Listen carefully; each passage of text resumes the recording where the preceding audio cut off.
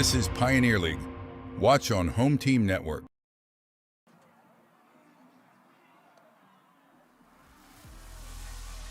Good evening, ladies and gentlemen, and welcome to Memorial Stadium in Boise, Idaho for Pioneer League Baseball. My name is Scott Gladstone. So excited to have you along for the ride as today the Glacier Range Riders take on the Boise Hawks in Game 1 of a 6-game series here at Memorial Stadium.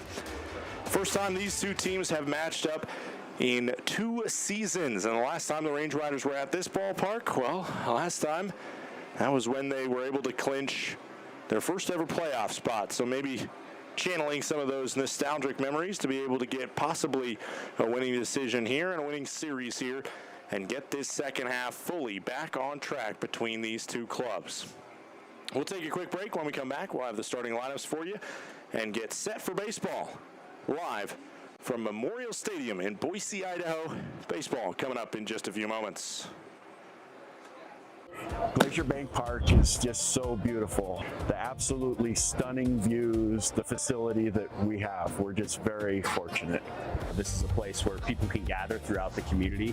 The location of the park itself is centrally located within the valley, and as such, it keeps everybody coming from all the different municipalities throughout the valley, and really it's just a hub for the community to meet. My favorite thing about coming to the ball field is seeing old friends, seeing the beautiful complex, and the staff, how friendly they are. They greet us with friendliness, and the seats are awesome. We also get to connect with folks as far away as Boston that are here on vacation that actually want to come to a ballpark because I talk them into it because that's how special it is. So we come to socialize. We love our group and we just have a really good time. Of course, we like watching the game too. And we like to win.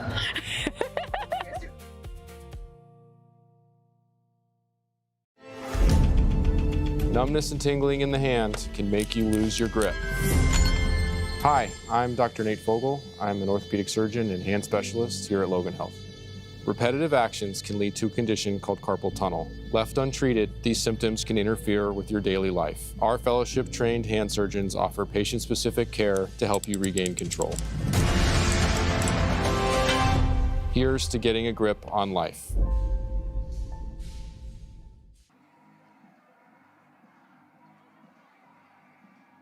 Welcome back in. Let's go over the starting lineups for today's game, starting with your Glacier Range Riders. It's Kyle Ashworth to lead it off for Glacier. Donovan Ratfield will bat second. Brock Vradenberg bats third. Jake Millen fourth.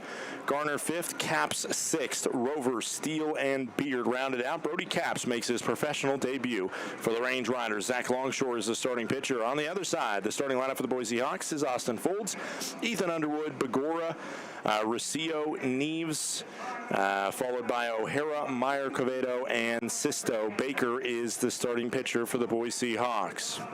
We'll take one more quick break, and when we come back, we will have first pitch from Boise, Idaho. Don't touch that dial. It's the Range Riders and the Hawks coming right up.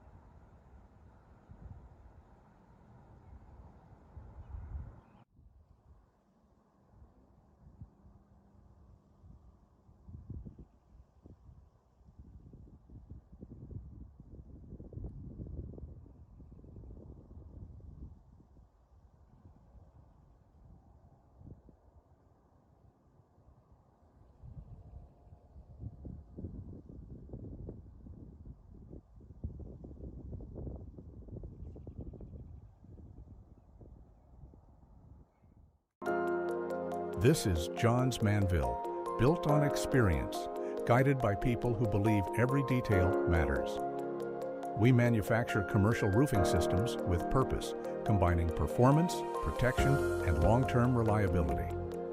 From the science behind our products to the trust earned on every job, we focus on what lasts and what comes next. Steady leadership, proven performance. John's Manville Commercial Roofing Systems.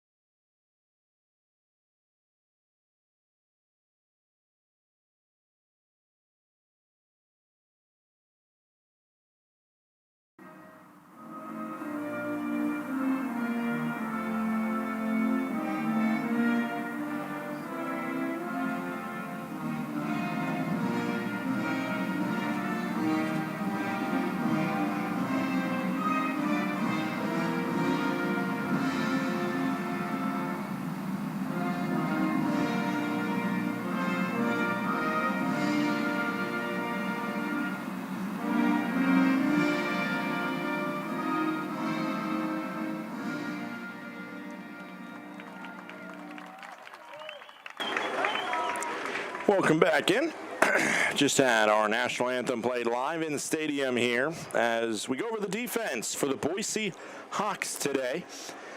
It is Sisto being the catcher behind home plate. Ruscio will be over at third base. Quevedo at shortstop.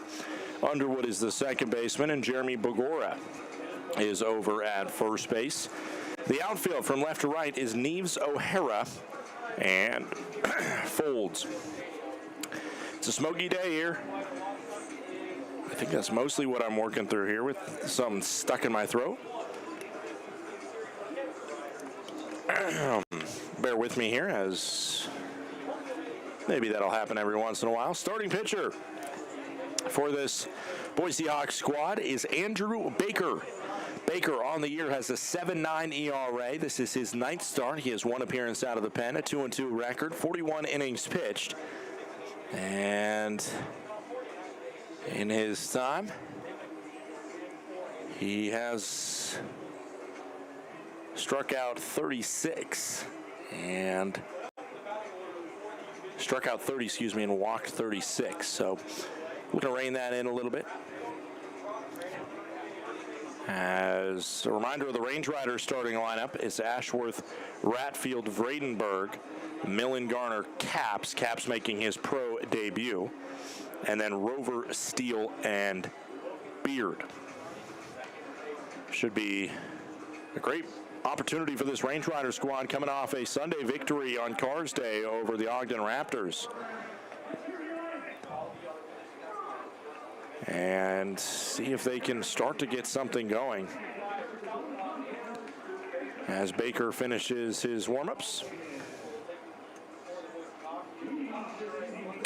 Baker, the southpaw, played last year for the Down East Bird Dogs. Before that, he played for Rocky Mountain, the Vibes down in Colorado Springs. And only made 5 appearances for that and had a 10.80 ERA. 2 summers spent in Madison, Wisconsin, and finished collegiate career in Gainesville, Florida. The first pitch is in the zone. We are underway. 7:06 p.m. here. It is maybe a beautiful day for baseball. Just can't see beyond the smoky outfield. Count goes to 1-1 as that one misses. 95 degrees here, and again, it is smoky. Although obviously monitoring air quality, it is good enough air quality to play. 1 ball and 1 strike. That one misses the zone. Kyle Ashworth leading off in this lefty-on-lefty matchup. 2 balls, 1 strike. No outs. Top of the first inning. Outside, count goes to 3-1.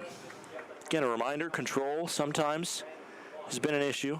30 walks in 41 innings for Baker, 3 balls and 1 strike. Lefty on lefty here against one of the top on-base guys in the league, in Kyle Ashworth, and he sees a pitch right over the heart of the plate. Count goes full at 3 balls and 2 strikes for the Long Beach State product. Kyle Ashworth, what a phenomenal season he's having. On-base percentage at .544. The 3-2. Tapper just gets nabbed by Baker, and he'll have an easy flip to first base for out number 1. Seeing some hops there from the pitcher as he gets it over to Begora, his first baseman. And Donovan Ratfield steps up to the plate. Decent turnout here in Boise today in the early going. I believe they have a promotion called $5 Tuesday, and of course the Range Rider number 5 now at the plate. First pitch in. Almost hit him. Count goes to 1-0. I will tell you, I have not called a game here in 2 years, over 2 years. And the last time I called a game here, it was the 2024 edition of the Traveling Magical Show, where David Holvey and I paraded around the stadium fresh off a playoff berth clinched the night before. Ball downstairs, count goes to 2-0. So I haven't really called a game from this booth since Montana Quigley finished off a Range Rider victory to clinch the first ever playoff spot in franchise history. The 2-0 pitch. Misses inside. It's 3 balls and no strikes. A lot of foul territory here at this ballpark. Also, it's an old school stadium. It has been around for quite a while. Not situated in Boise proper. Technically, it's in Garden City, a suburb of Boise. As the 3-0 pitch misses, and Donovan Ratfield walks himself to first base. One of the unique things about this stadium is the pitch of the seats go up pretty darn high, and they're not that steep, so it sets me at the top of the press box here up way back, and it is one of the hardest stadiums in the league that I have in terms of reading fly balls. Like, AK, is it going to be a pop out? Is it going to be a fly out to middle depth outfield, or is it going to be a home run? So bear with me over the course of the next 6 games as I get back into the flow of things here at Memorial Stadium. Plenty more to talk about with this stadium, this city, and the many matchups between these two sides. That's a called strike to Barack Vredenberg on the outside. Vredenberg batting in the 3-hole, and he has a .333 batting average, this being his 25th appearance for the Range Riders. The 1 ball, 1 strike, 1 out pitch with Ratfield on first. Swing and a miss by Ratfield. That might be the second time a bat has been taken off a Range Rider's shoulder, and Baker's about to fire his 14th pitch. Range Riders patient as ever. They see the walk numbers from this Boise squad, which is certainly high. As the 1-2 comes, low and away. 2 balls and 2 strikes. Like I mentioned, Baker finished up his career in Gainesville, Florida, playing for the University of Florida. His senior year in 2018, he had a .486 ERA. And again, 2018, his senior year.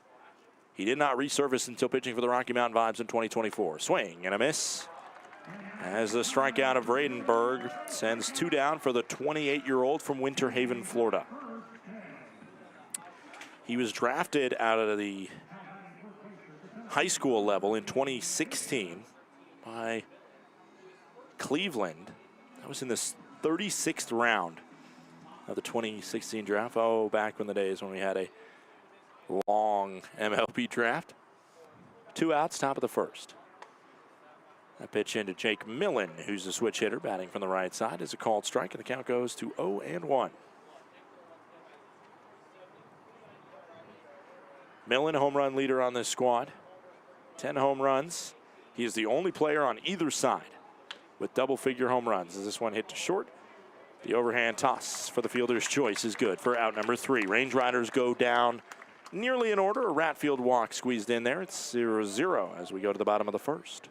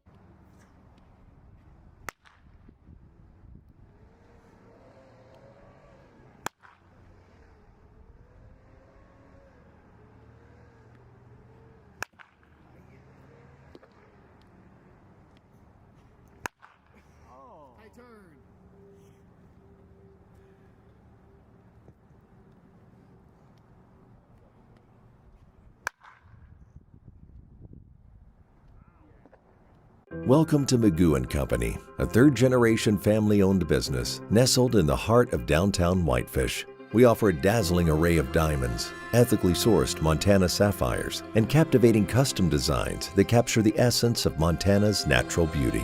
From jewelry design and appraisals to cleaning, repairs, and gemologist consulting, your satisfaction is our priority. Experience the magic of Magoo & Company and discover the perfect piece to celebrate life's special moments.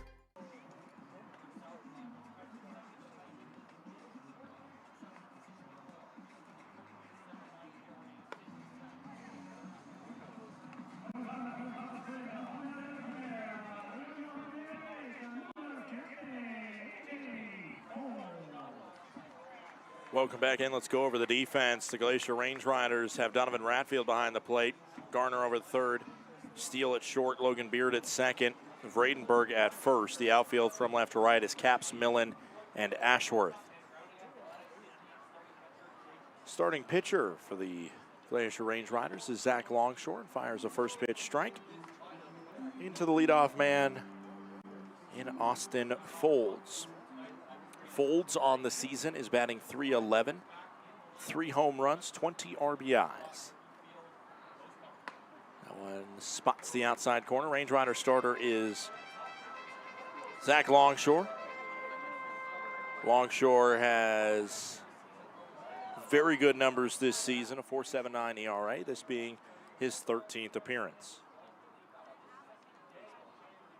Swing and a miss. Good morning, good afternoon, and good night as Folds runs to first, but it's only extra steps. It's a strikeout on 3 pitches for Folds. Up comes Ethan Underwood. Underwood on the season for him, he is batting .319. He has 2 home runs and 45 RBIs.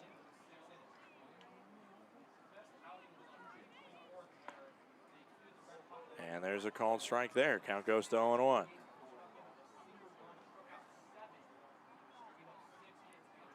Oh, 1. 1 out. And for the first time this inning, it's not a strike for the Range Rider starter in Zach Longshore.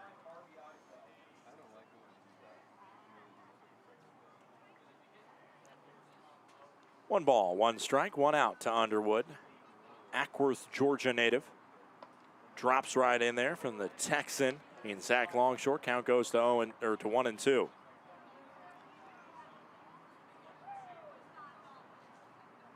One ball, 2 strikes, 1 out. The pitch in. Swung on towards the left center field, moving back, not going to get there. Nobody is. Capps and Millen, it lands right between them. It's a double on the 1-2 pitch for Ethan Underwood. Underwood's 17th 2-bagger of the season. And now the first chance for either side with a runner in scoring position. Up steps Jeremiah Bagora. Bagora on the season batting .328, 5 home runs, 39 RBI.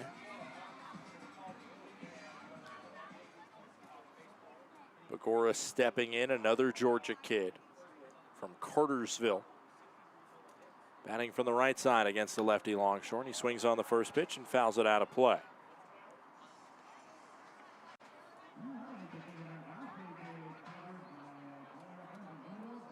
Oh, 1 out, bottom of the first inning. Longshore versus Bagora. Runner on second in Underwood. Thought about swinging, but instead held back. Count goes to 1-1 and is blocked by Ratfield, so Underwood stays put at second base. Underwood on the season.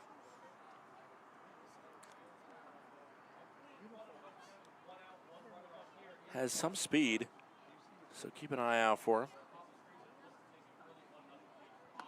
Swing and a miss. Count goes to 1-2.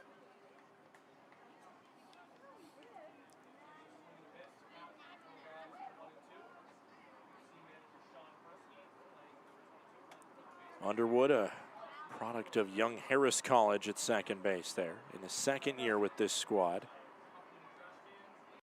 Has a total of 18 stolen bases. And that's a cricket toss in there to make it 2-2. In the dirt, way in the dirt. Of course, we've got to pay attention to the league scoreboard tonight, see what's going on around the PBL. Things intensifying throughout the Rocky Mountain West as well as California. Modesto continues to look absolutely phenomenal in the second half, albeit maybe an easier schedule. Underwood's running. This one sky high to shallow center field. Millet, the center fielder, coming in. Catch made, and almost a backfiring hit and run. It ends up just being a high enough pop fly for out number 2. Ryan Ruscio now steps up. Ruscio, small sample size, but man, he has been absolutely insane for this Boise Hawks squad. Picked up just 11 games ago, but in the small sample size, he has a .463 batting average, 2 home runs, 10 RBI. And you got to think it's a little bit of that same feeling when the Range Riders got a guy like Alex Fernandez, just going, oh, Nelly, he can be a game changer.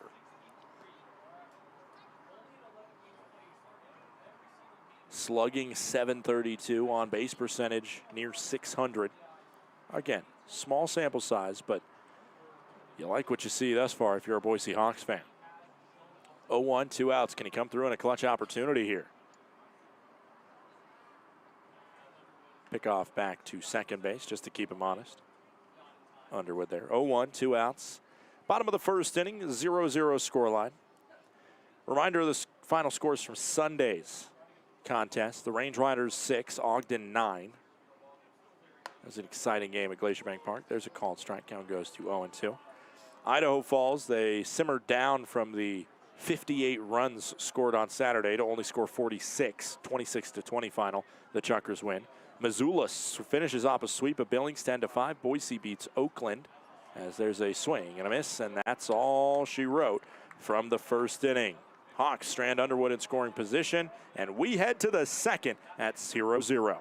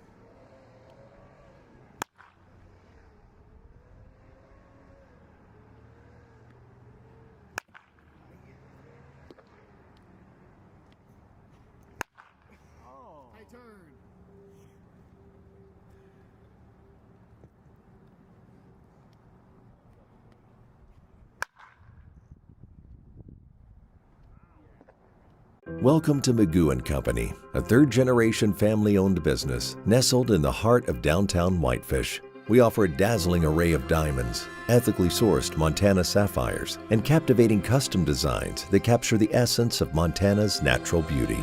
From jewelry design and appraisals to cleaning, repairs, and gemologist consulting, your satisfaction is our priority. Experience the magic of Magoo & Company and discover the perfect piece to celebrate life's special moments.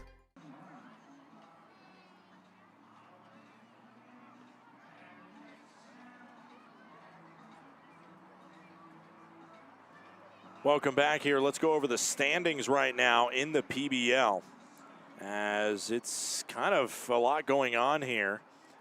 You see Long Beach Coast atop there. Billings Mustangs, then Modesto, Ogden, Missoula, Glacier, Boise. They're smack right in the middle, Glacier and Boise. Then the bottom 3, Oakland, Idaho Falls, Great Falls, Yuba Sutter, and Red Pocket. It was a swing and a miss on the first pitch by Carson Garner. The second one just misses inside. Count goes to 1 ball and 1 strike. Garner on the season right now batting .290, 8 home runs. This one's sky high, shallow center field. O'Hara running a long way in and now looking for it and makes the catch. With all the smoke in the air, one of the questions that we got to see how it gets answered is dealing with fly balls. Just talking with Jackson Murphy, assistant coach for the Range Riders on the bus. He was talking about how this is gnarly for outfielders, infielders trying to catch balls against this light, especially once we get to the twilight period. It is going to be testy, and there might be some balls lost in the light. First pitch up and away to Brody Capps, who is making his professional debut. Of course, got a ball hit into the gap over in left center field earlier, so technically he has been a part of this game action, but this is his real first professional opportunity as he sees the ball up and away. Count goes to 2-0. Brody Capps finished up his career at Southeastern Louisiana University in Hammond, Louisiana. Also spent time before that at Tennessee Martin, as well as Wallace Community College in Dothan, Alabama. Ball, nope, just a strike. Just clipped the zone. Originally from Phoenix City, Alabama, and I don't know if I'm pronouncing that correct because I've never heard of that town. It's spelled not like you would think Phoenix is spelled. As Capps fouls this one off, count goes to 2-2. There's no O. It's Phenix, so it might be Phoenix City. I got to talk with Brody to clarify that. This past season, this spring at Southeast Louisiana, 55 games played, 286 batting average, 13 home runs. As it misses inside, and the count goes to 3-2 strikes. On base percentage at .360 for Capps, as he only struck out 33 times in 251 plate appearances. That is a number you like to see. And he walked 20 times, so nearly even. And he will walk for the first time in his professional career. Not a bad first at-bat from Capps, and hopefully enjoyed just as much by the Capps family back home in Alabama.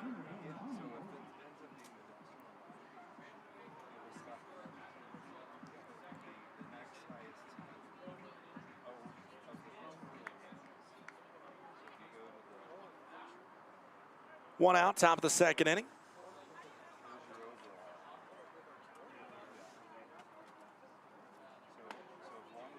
There is a called strike, and the count goes to 0-1.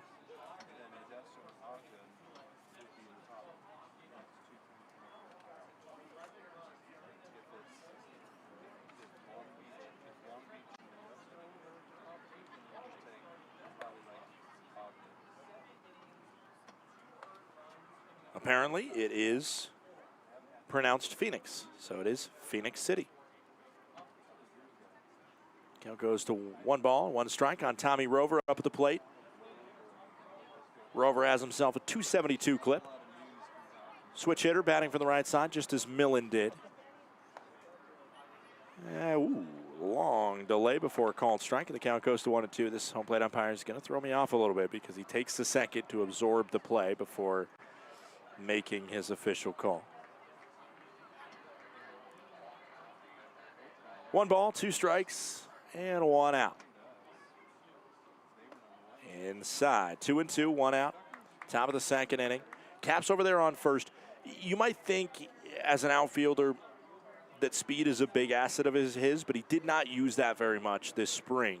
0 for 1 on stolen bases. He did have 6 stolen bases at Tennessee Martin in the spring of 2025, as this is flared foul, eventually getting out of play. Also spent a brief stint in the Northwoods League in the summer of 2024, did Capps, where he had 5 stolen bases for the Traverse City Pit Spitters.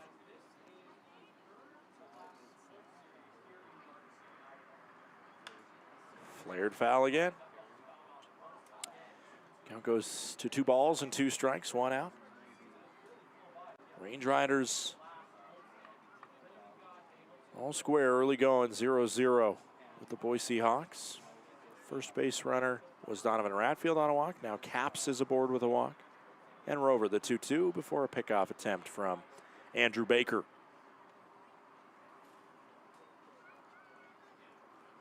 Baker Went to Ridge Community High School in Davenport, Florida, before spending a grad year at IMG Academy, well-known sports-centric academy down there in Bradenton, Florida. Up and away. 3 balls and 2 strikes.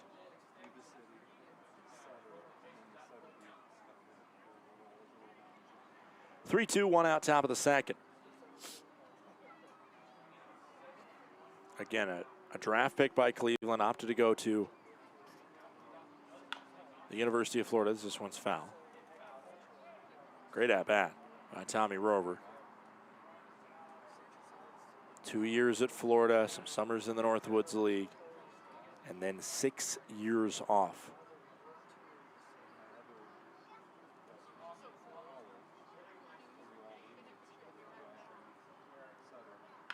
This one hit towards short. The field for 1, the throw for 2. It's a 6-4-3 double play. As we will take another commercial break. A twin killer ends any opportunity for the Range Riders. 0-0 headed to the bottom of the second.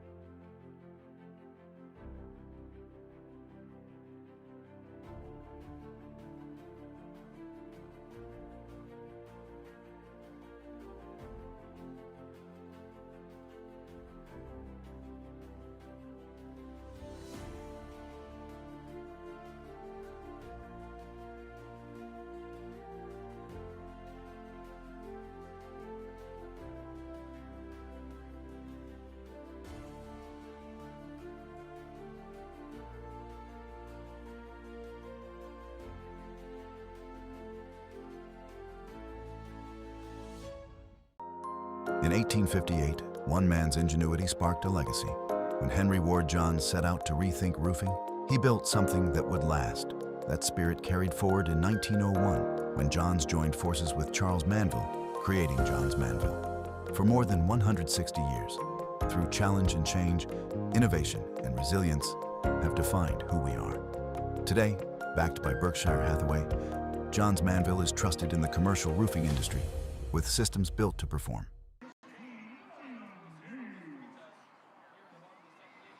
Welcome back in. Bottom of the second inning. Neves, O'Hara, and Meyer due up for this Boise Hawks squad.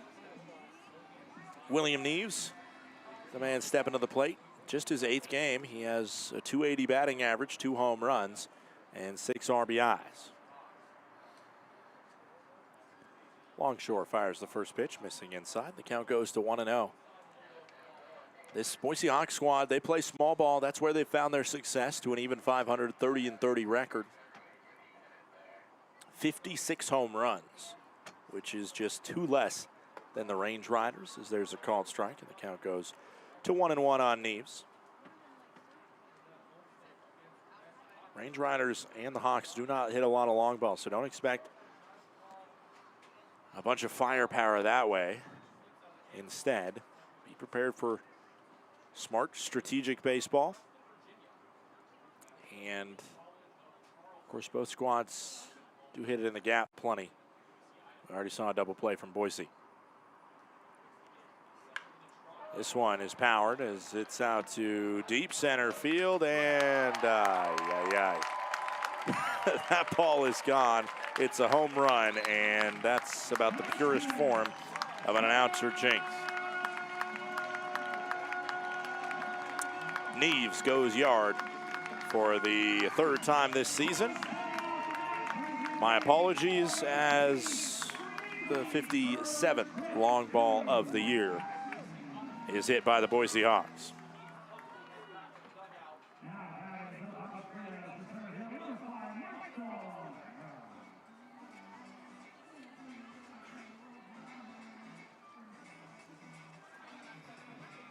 Up comes Michael O'Hara.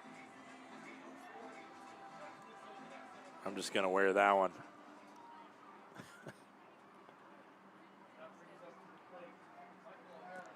O'Hara stepping up in a 1-0 contest after the solo blast to center, called strike. 3 home runs in 8 games now for Neves.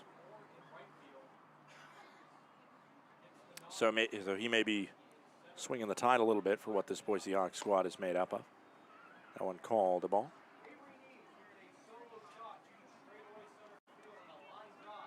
Michael O'Hara, former Oakland baller, now a Boise Hawk. O'Hara batting .353. Flares this one sky high and foul. Count goes to 1-2. 3 home runs for O'Hara in 31 games. He has 28 RBI.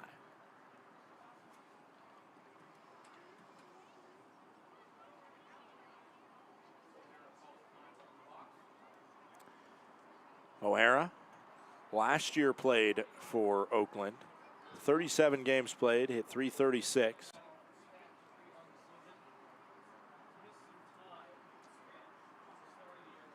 He also played for Boise back in 2024. So kind of on a little bit of a LeBron James trajectory.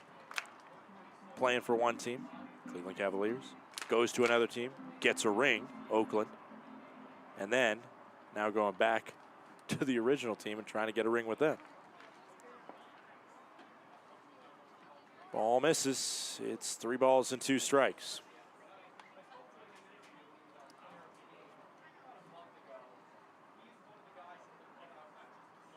(3-2) lefty-lefty matchup. Longshore versus O'Hara. Longshore tries to bounce back from the solo shot. It is ball 4. And a no-out walk could produce more danger. Up comes Logan Meyer. Logan Meyer has himself a .338 clip in 50 games played. He's only hit 4 home runs in those 50 games. But I won't talk about the long ball anymore for fear of the jinx.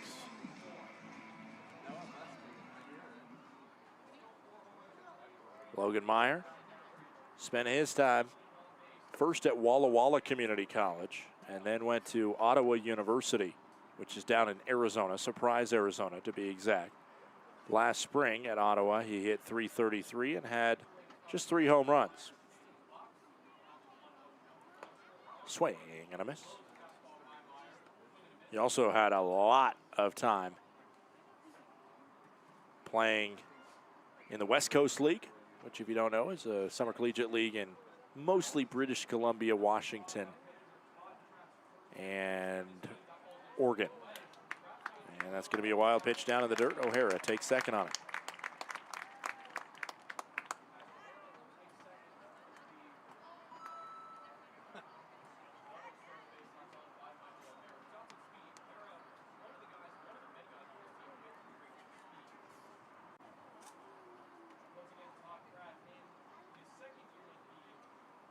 Two-one pitch. He went. Home plate umpire knew it. Everybody else in the stadium probably knew it.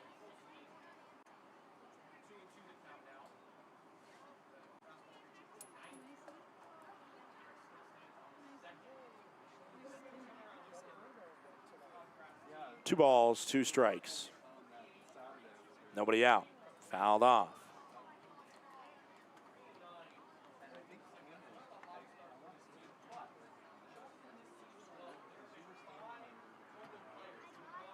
Two balls, 2 strikes, nobody out.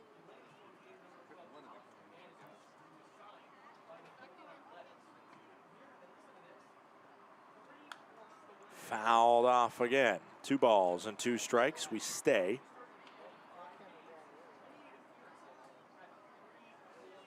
Two balls, 2 strikes, nobody out. Runner on second. Bottom of the second inning. 1-0. Boise leads. That one missed in. 3 balls and 2 strikes. Count goes full now. It was a walk after the home run by O'Hara. He got himself to second.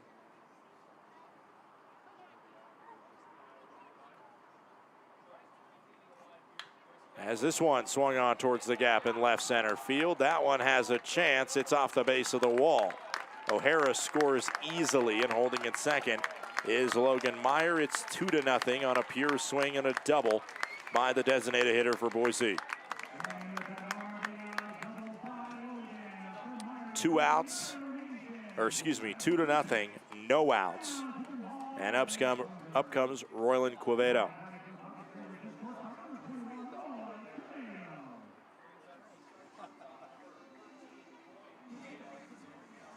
Quevedo, definitely a defensive option for this squad. His bat has really struggled. Played D2 ball this spring at Nova Southeastern, where he hit 273. But this year he is hitting 170 as that ball goes up and into his body on the bunt attempt. That's probably the best option when you have a guy struggling to bat like Quevedo.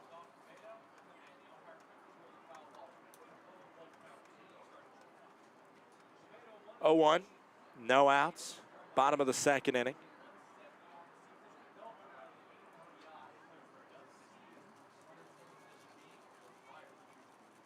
The 0-1 pitch. Sits in the zone, right on the outer cut. Count goes to 0-2. That means the sacrifice bunt is on the table. Or is off the table, I should say. The 0-2, no out pitch into Quevedo. Longshore fires home, fought off. It's 21 pitches this inning already by Longshore. The Range Riders so far haven't been able to do anything against the starter for Boise, Andrew Baker, coming in with a 7.9 ERA, and other than 2 walks, he has been untouched. The 0-2, no out pitch. Swing and a miss. That ball gets by. The throw down to first is wild. So a strikeout, but reaches on the wild pitch.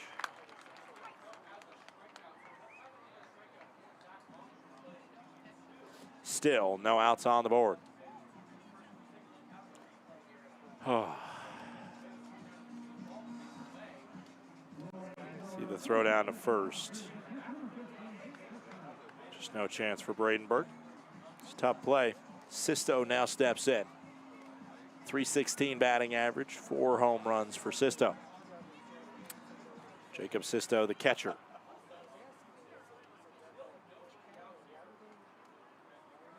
As right now, Longshore just begging to get his first out of the inning. Won't happen there. Count goes to 1-0 on a ball that misses.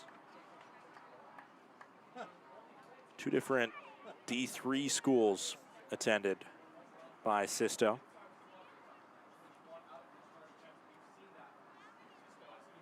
Went to SUNY Cortland and SUNY Brockport as the runner is going.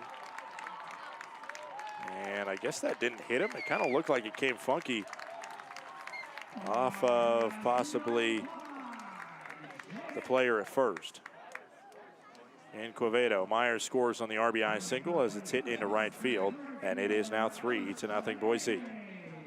Conversation coming between Ratfield and Longshore, and also part of it is the Range Rider pitching coach in Will Oman. That one just sat perfectly after it was skimming by Quevedo, who was running on the pitch trying to steal second. And again, RBI single. Runners will be on first and third. Longshore has a strikeout this inning, but no outs to show for it.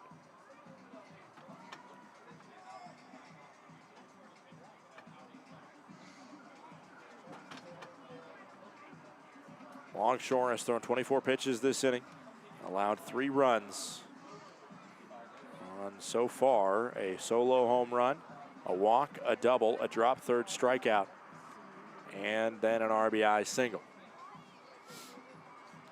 Up comes Austin Folds, who is 0 for 1 with a strikeout swinging. He struck out on 3 pitches his first time up. And now Longshore will fire an 0-0 pitch into him. Squaring a bunt. It's foul. Told you this Boise Hawks squad, they are small ball galore. They have dropped down over 20 sacrifice hits this year. They are more than happy to take a run here or run there when they get it. Their pitching staff has been okay, but games have mostly been lost when they've lost control pitching-wise. 0-1, no outs. Bottom of the second. Fouled off again. Count goes to 0-2. Longshore hasn't necessarily had trouble getting ahead in the counts, but it's been trying to find a way out of the counts. That has plagued him this inning. 0-2, no outs. Pitch home with a runner on first and Sisto, the catcher. He was running on the pitch, and it's fought off foul. This has a bad feeling. When you look at some of these at-bats, they've looked a lot like the Range Riders versus either Missoula or Ogden, where the punch-out pitch has been hard to come by compared to Red Pocket or Billings. And that punch-out pitch has been much easier to find, or Great Falls, obviously, as well.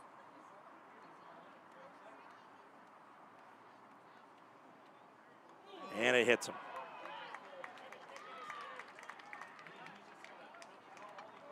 More than happy to stand in there and take one on an 0-2 count is Folds, and the bases are now loaded with nobody out.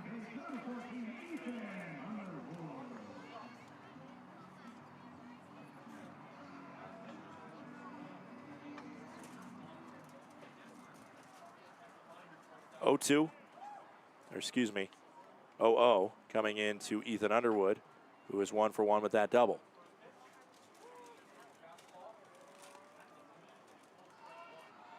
Called for a strike. Count goes to 0-1.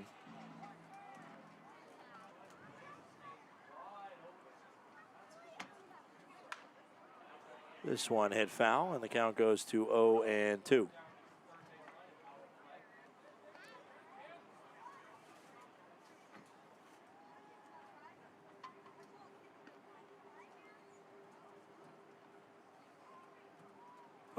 No outs into Underwood. This one hit over towards first, and it's a foul ball. Warm-ups going on in the Range Rider pen as things have gotten really testy on the starter Longshore. No outs recorded here in the bottom of the second, and the bases are loaded, 3-0 already. The Range Riders don't want to leave their guy out struggling too long, but obviously you put in a bullpen guy at this point, and you very well set yourself up to be in a crunch the rest of the series. Bluff of the bat, did he go? I don't think he did. Count goes to 1-2. Great approach by Boise this inning, as they have taken advantage of the moments offered to them. 1 ball, 2 strikes.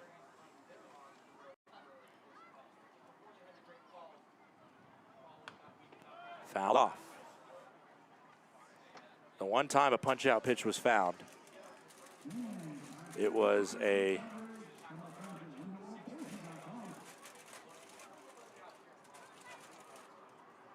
swinging strike 3 that the base runner reached on. 1 ball, 2 strikes, and nobody out.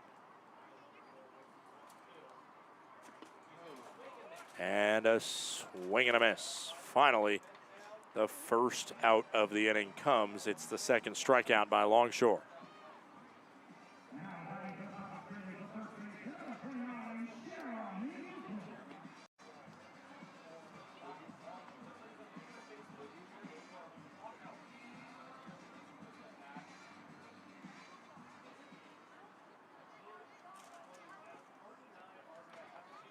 Up steps Bagora with the bases loaded and 1 out.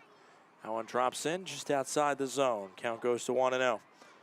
Longshore, his offense grounded into a double play. The Range Riders to end the last inning. And now that would be tailor-made in this moment, as there's a swing and a miss by Bagora. Count goes to 1-1.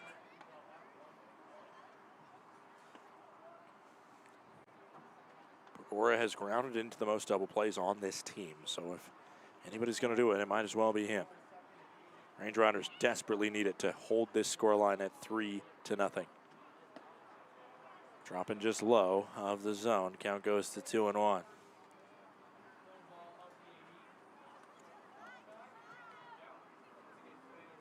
Bases loaded. 3-0 scoreline, bottom of the second. 2 balls, 1 strike, 1 out.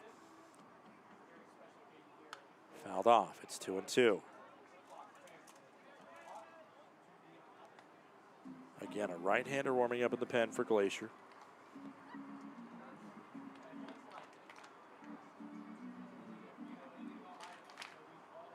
Two balls, 2 strikes, and 1 out.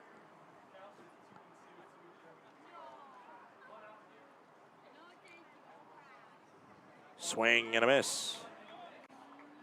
The 3rd strikeout of the inning by Zach Longshore.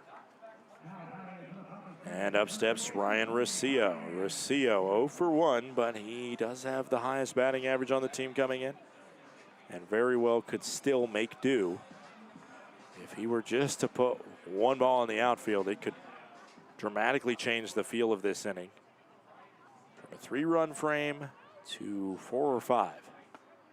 Called strike into Rosillo. Count goes to 0-1. Boca Raton, Florida native, Ryan Rosillo. The 0-1 in the zone as well. It's 0-2. Longshore. So far unflabbergasted by the moment.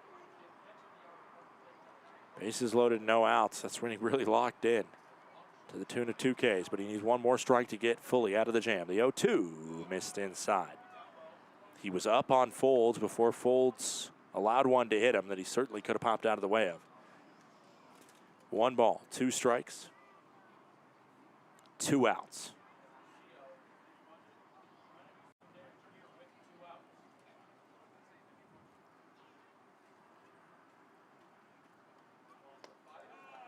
Called a ball. Range rider catcher Ratfield opts not to challenge. It was not far away, but it was ball 2. The count's now even. 2 balls, 2 strikes, 2 outs. Bottom of the 2nd. Deuce is wild here at Memorial Stadium as Longshore tries to escape a rough inning. 2-2. Swung on. Out to left center field. Coming in is Millen, and on the run makes the catch for out number 3. Longshore gets 3 strikeouts, as well as a crucial 4th out of the frame that Millen is able to scamper to just in time. Only 3 on the board for Boise. Could have been a lot worse. We head to the 3rd. 3-0 Hawks.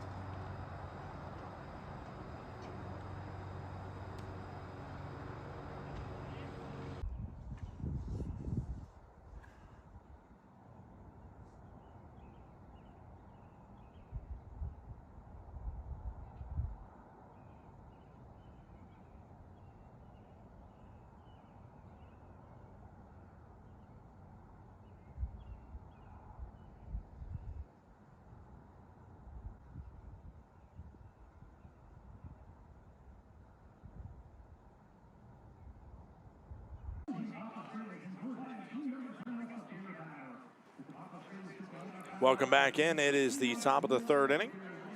Due up this half frame, it is 8-9-1 for the Glacier Range Riders. Steele, Beard, and Ashworth.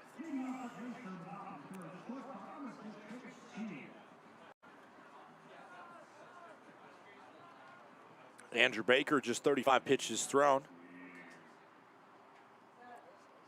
Steele will prepare to receive. Central Missouri product versus a former Florida Gator. First pitch in the zone. Count goes to 0-1, pitching with a lead for the first time today, Andrew Baker. Baker has 2 wins on the year, trying to get a third here. 0-1, no outs. Swing and a miss. Count goes to 0-2. Of course, if you know SEC ball, you know Florida ball, that means the national championship ring is in the possession of Andrew Baker, and 2 SEC championship rings as well. 0-2. Outside. Count goes to 1 ball and 2 strikes. 2017 national champions, the University of Florida.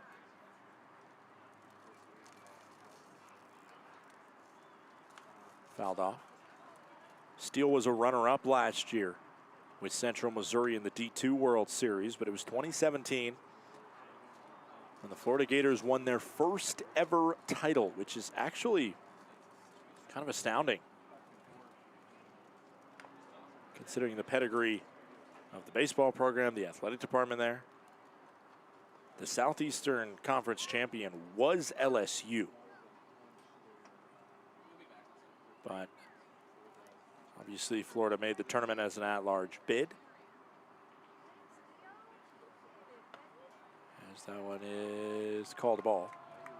Count goes to 2-2. Kind of thought there was a chance to shout there for a challenge. Florida ended up getting the number 3 overall seed in the tournament, so obviously that earns you the right to host your own regional, where they hosted Marist, Bethune-Cookman, and South Florida as this one heads towards the gap in left center field. Moving over quickly, not going to get there. All the way to the wall it goes, and Jacob Steele has himself a leadoff double.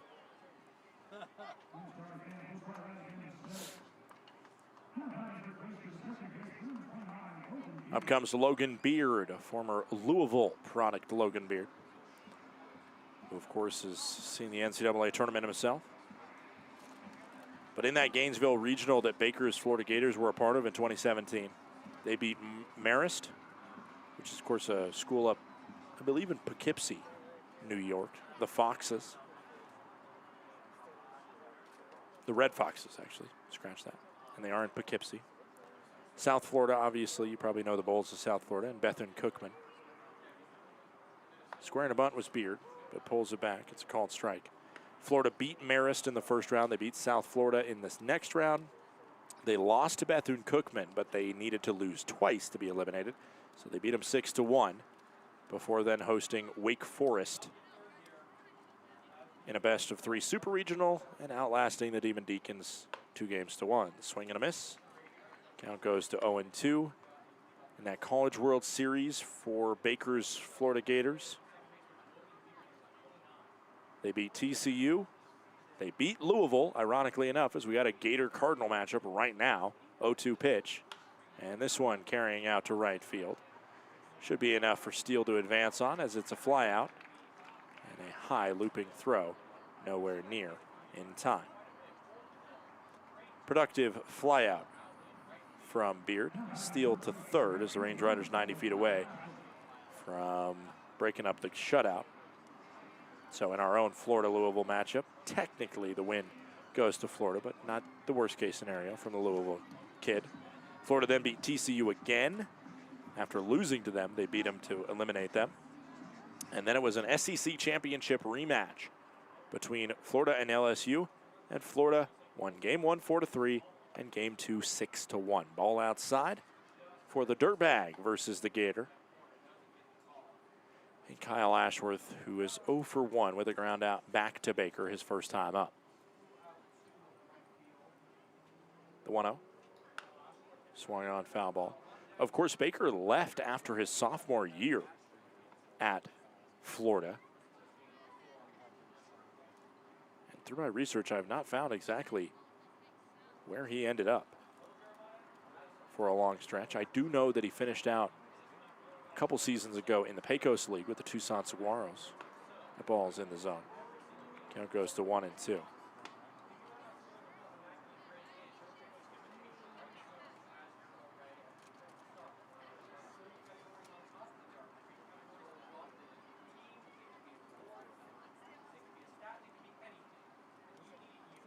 That's a ball outside. I do believe he was a two-way player at some of his institutions that he's played at. Pitched in 8 games for Tucson in 2024 and had a 2.51 ERA, and also had 62 at-bats there. There's ball 3. 3 balls, 2 strikes, 1 out, top of the 3rd inning. Andrew Baker has thrown 50 pitches. Longshore looks like he'll stay out there.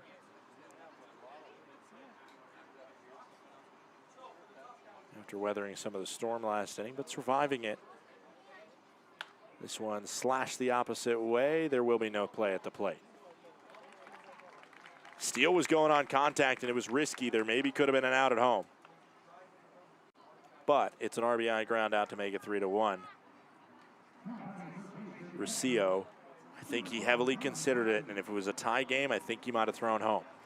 But they bite the bullet and allow the run in this battle between 2 squads that play more small ball than most. Donovan Ratfield steps up with nobody out. And an 0-1 count after that one hits the zone.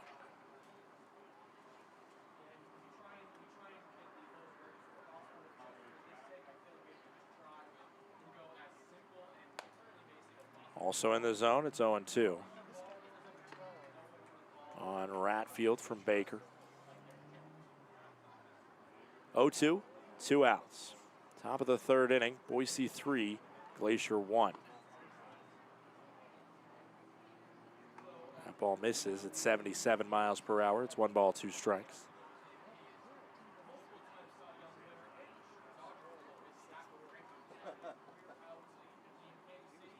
The 1-2 into Donnie Rat. Whoa. I don't know where that one missed. 2 balls and 2 strikes. 2-2. 2 out pitch. Swung on up the middle. Nice base knock by Donovan Ratfield. He has himself a 2 out single. Up steps Brock Vredenberg. Brock Vredenberg, of course, grounded. Scratch that. He struck out his first time. Vredenberg, 6 home runs on the season. One of them in the 1st inning on Sunday's game. Towering over the right center field fence, and you know it off the bat from Vredenberg. As he bluffed the bat at that one, it's in the zone, says our home plate umpire, so the count goes to 0-1.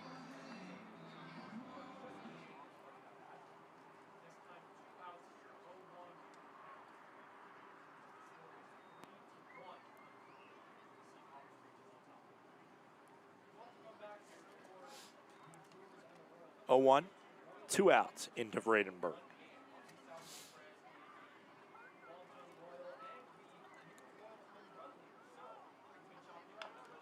Scraped, and the count goes to 0-2. 0-2, 2 outs. Baker trying to deal with Vredenberg to the tune of a strikeout again. Got a runner on first, representing the tying run at the plate is Vredenberg. Runner's going up and in, and Donnie Rat got himself a stolen base. How about it from Ratfield? For D-Rat, that is just his 2nd stolen base of the season. He has 1 more on a similar situation, a hit and run that didn't work out to the hit part. 1-2, runner in scoring position now for Vredenberg, and that one misses up and in again. Count goes to 2 balls and 2 strikes. Donovan Ratfield, you could probably figure it out pretty quickly. He is not a big stolen base threat. 2 balls, 2 strikes, 2 outs from Ratfield. Over his career, he had just 2 stolen bases in total in 3 years of college baseball. Swing and a foul scrape. That is 2 years at Gonzaga and 1 year at Nevada. 2 stolen bases. They were his final year at Gonzaga, 2024. Yeah. Whatever it takes, I guess. In scoring position. 2-2 into Vredenberg. Ball upstairs. It's 3 balls and 2 strikes. Jake Millen waits on deck. 3 balls, 2 strikes, and 2 outs with a runner on second in a 3-1 Boise lead. Range Riders looking for an RBI knock. Pitch into Vredenberg. Ball. Ooh, a challenge there from Vredenberg. Did it touch the zone?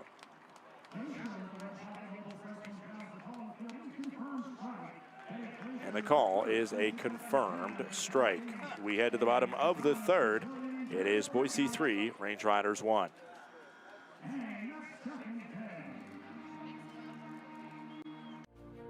Thinking about where to host your next office event? Book the indoor event space at Glacier Bank Park. With a capacity up to 145 people, our indoor event space is a flexible, year-round venue ideal for accommodating receptions, conferences, and holiday parties. The spacious layout boasts impressive stadium and mountain views, providing the perfect setting for guests to mingle, network, and celebrate. Book your office party today at glacierbankpark.com.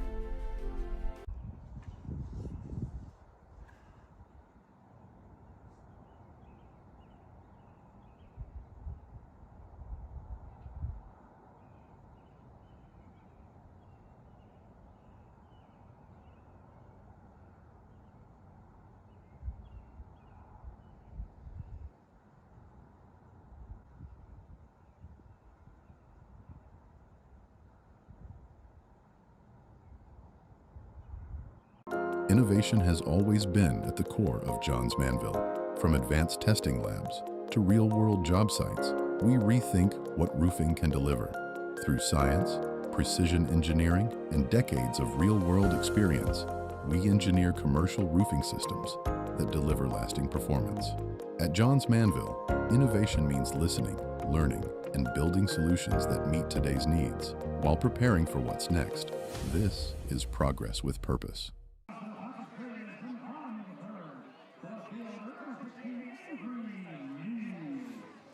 Range Riders get 1 in the top of the 3rd, but it's 3-1 Boise here, bottom half of the frame. Range Riders 1 run on 2 hits. Boise 3 runs on 4 hits, including the home run. First matchup between these two squads in a while.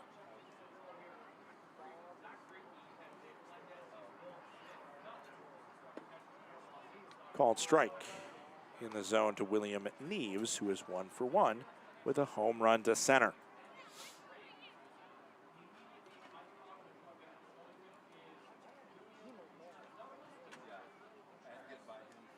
That one skips it.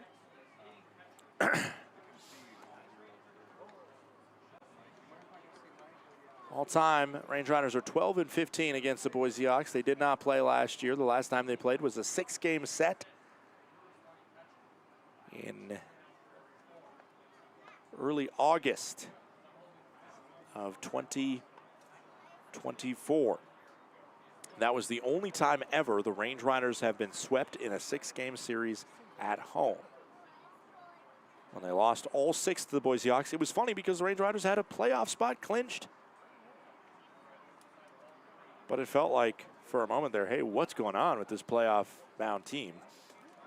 Range Riders obviously figured it out and were able to make some waves in the playoffs, upsetting the Missoula Paddleheads. 3-1 pitch. Swung on. This might be another chance for Neves. Hanging up to the track, and the catch is made by Brody Capps. First put out recorded as a pro ball player for Capps, as it looked like it maybe had some legs. Instead, a smoke-filled air bogged it down just enough.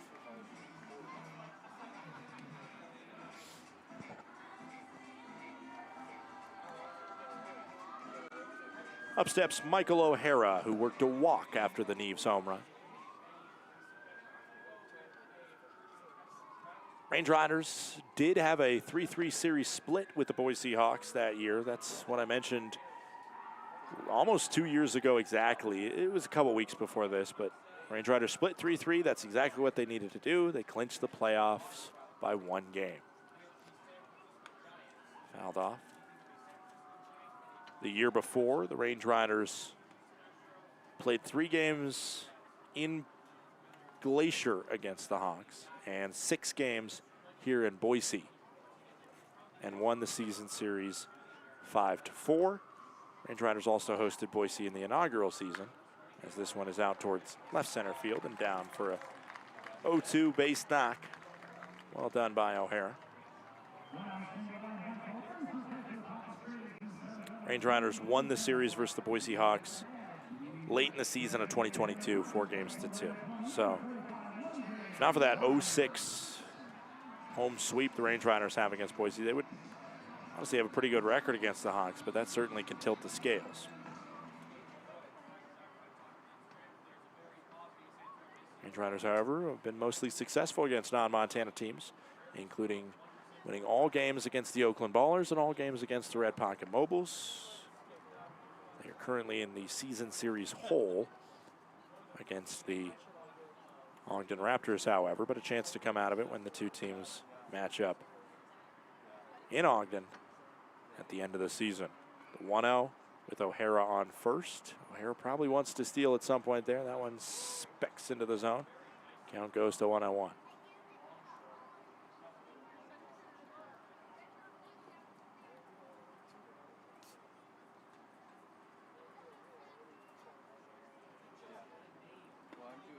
That one's a ball. Count goes to 2-1.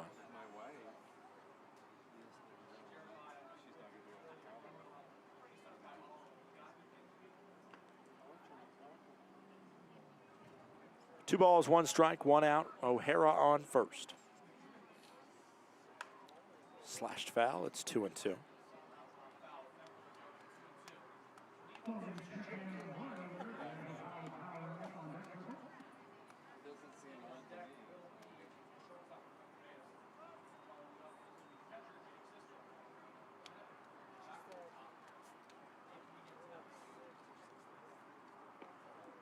The 2-2, 1 out, pitch in with a runner on first and O'Hara. He's running, swing and a miss. Ball's down in the dirt, so O'Hara gets second.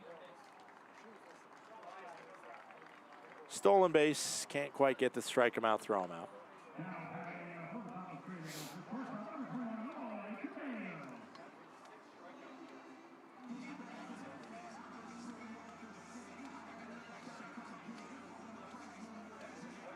Two outs, bottom of the 3rd inning, and Royland Quevedo has an opportunity.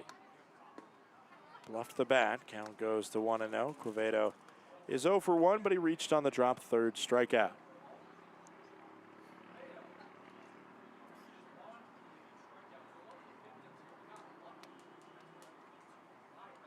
Skips in the dirt. O'Hara stays put at second. 2 balls, no strikes, 2 outs.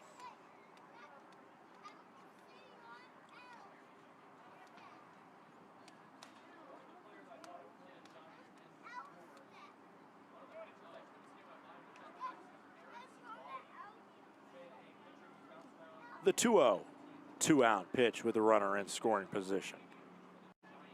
Hit on the ground. Steele will have an opportunity to get out his fellow shortstop, and he does. A 6-3 putout. Nice throw by Steele to finish off the frame. Range Riders trail 3-1 after 3 in Boise.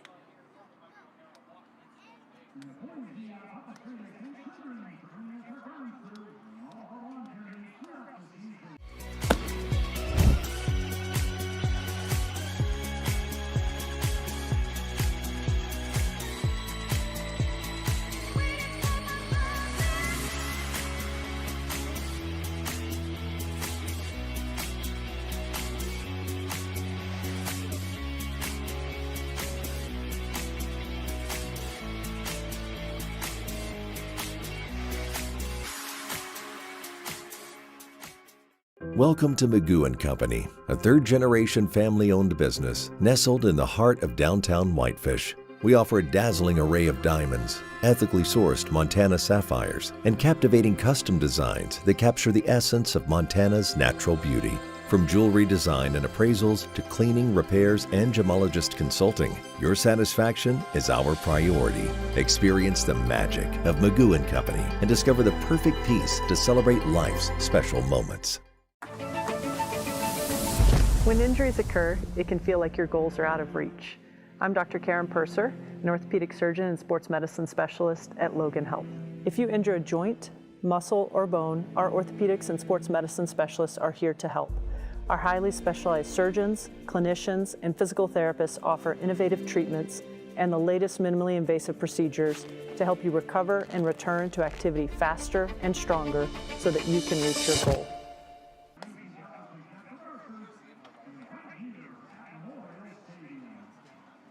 Welcome back in. Top of the fourth here for the Glacier Range Riders. It is Millen, Garner, and Capps 2 up. Boise with a 3-1 lead here after 3 innings of play. A lot different than what you see across the state, where it is a track meet constantly. In Idaho Falls, a little bit more of a defensive stalemate here as Baker fires the first pitch, missing low and away. He's thrown 64 pitches through now 3+ innings, but has kept it under wraps for the Range Riders offense. The 1-0 into Millen. Fouled off.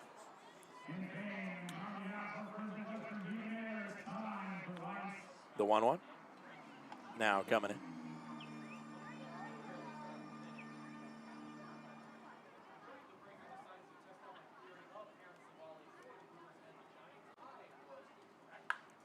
Powered hard down the left field line. Sitting down there, and Millen's going to have himself a stand-up single.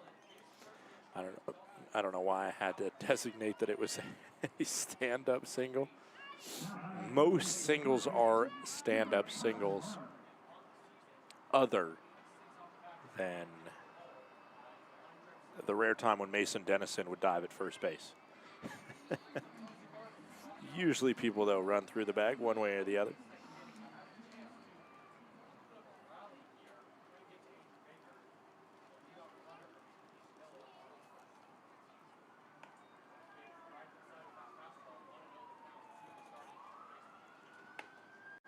First pitch in there misses the zone to Carson Garner, who is 0 for 1 with a pop out into center.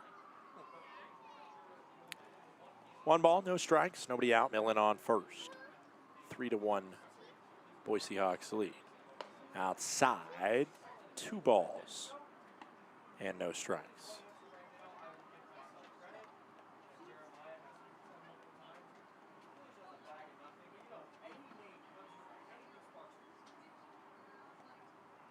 (2-0), no out pitch.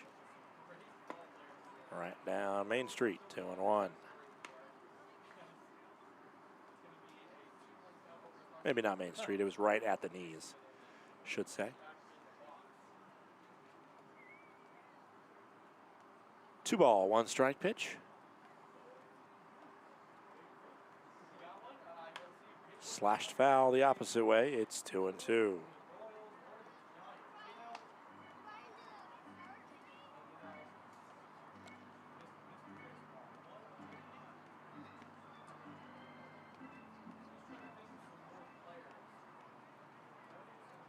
(2-2) into Carson Garner. This one tapped up the middle. Took a little bit of an awkward hop, overhand throw, and then in time at first base as well. It's the second double play grounded into. This one is Underwood to Quevedo to Bagora, a 4-6-3 double play.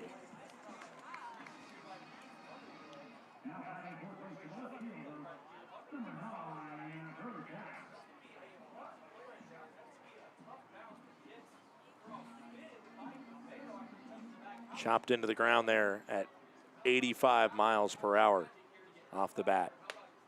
Excuse me, actually 95 miles per hour, but just that perfect chop that went right to Underwood, backing up a little bit. Needed a tricky overhand throw rather than you'd usually want an underhand that close. As this one down the right field line is going to fall for a fair ball. Turning towards second, but holding is Brody Capps, and Capps has himself his first ever professional base knock. Range Rider dugout calling for that one. Todd Pratt will get his hands on it. And the relay will put that in the back pocket of the right person when it comes down to it. Caps, RBI, or I mean a non-RBI single into right field. Baker's getting close to 75 here. He probably doesn't have a lot more stamina to go, but the double plays have helped him. Defense has been solid behind him. A long hesitation before a challenge, and that ball was way outside. I don't know what that challenge was. That one was nowhere near. Count goes to 1-0. This one tapped foul down the third baseline. 1 ball, no strikes. Excuse me, now 1 strike. 2 outs. Runner on first base and Caps. Baker to Rover. Rover 0 for 1. Looping outside. Both sides now have just 1 challenge remaining as they are both 0 for 1. Last time up, Rover grounded into a double play after the Caps walk. 2 balls, 1 strike. Swung on towards the gap in left center field. Backing up, nobody's going to get there. It's off the base of the wall. Stop sign up at third base for Caps, and I think it was a smart stop sign. I think he would have been out dead to rights at home.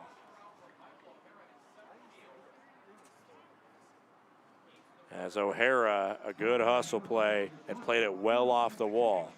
Now Steele has a big opportunity, tying run at second base. With 2 outs here, base knock gives the Range Riders possibly a tie game. A conversation coming on the mound, and I'll check in on the league scoreboard right now.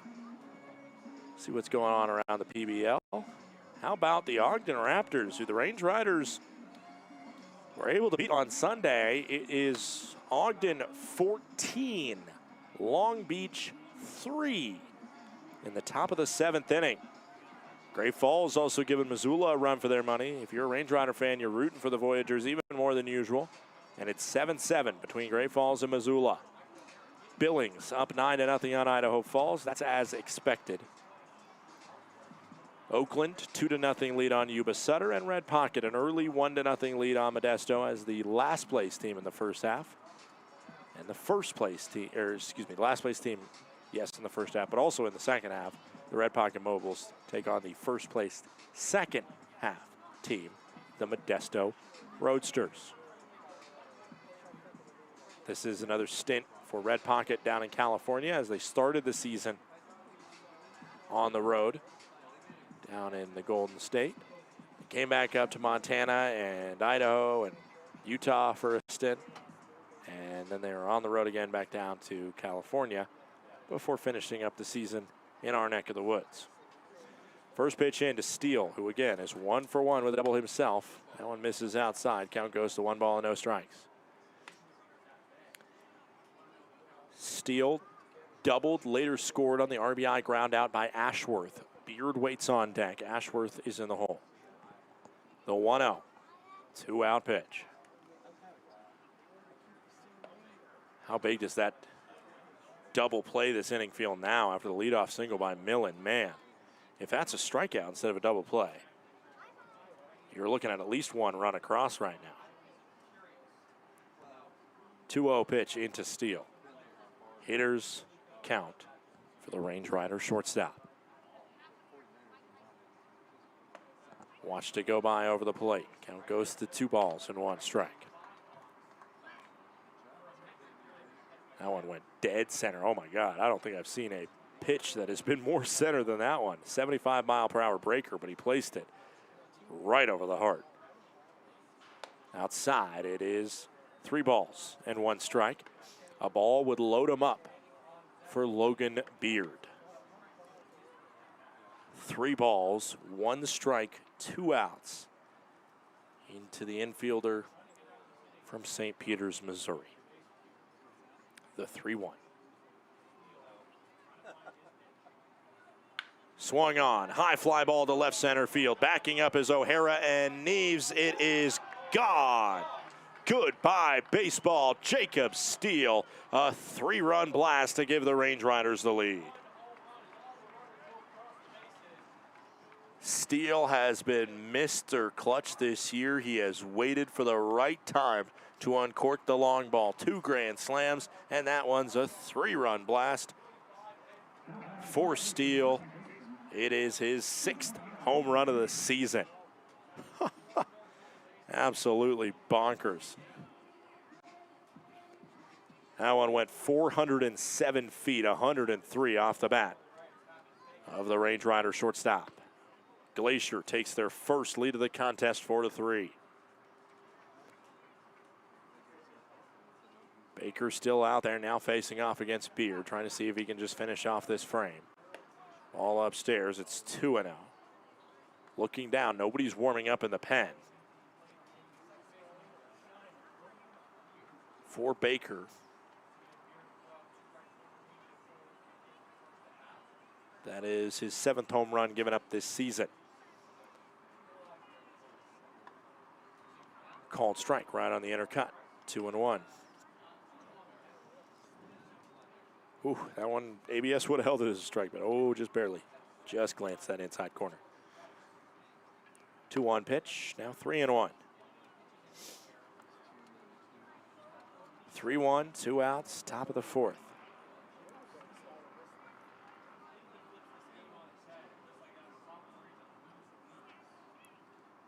The 3-1 pitch. Called a strike. Correct call. Count goes full for Logan. Logan 0 for 1 today. Had a long fly out to right field, but advanced Ashworth to third, which was crucial because Ashworth later scored. 3-2 pitch. Fought off foul by Logan Beard.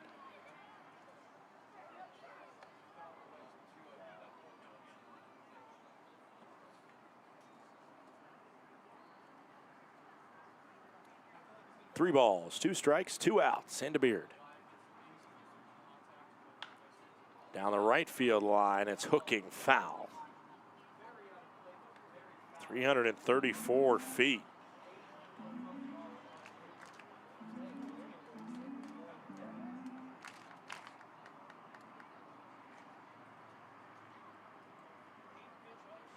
Once more, we have a 3-2. This one lasered, awkward hop in front of Quevedo, and he fields it well, throws it well for out number 3. It's the 6th home run of the season by Jacob Steele. Range Riders lead 4-3 as we head to the bottom of the 4th inning.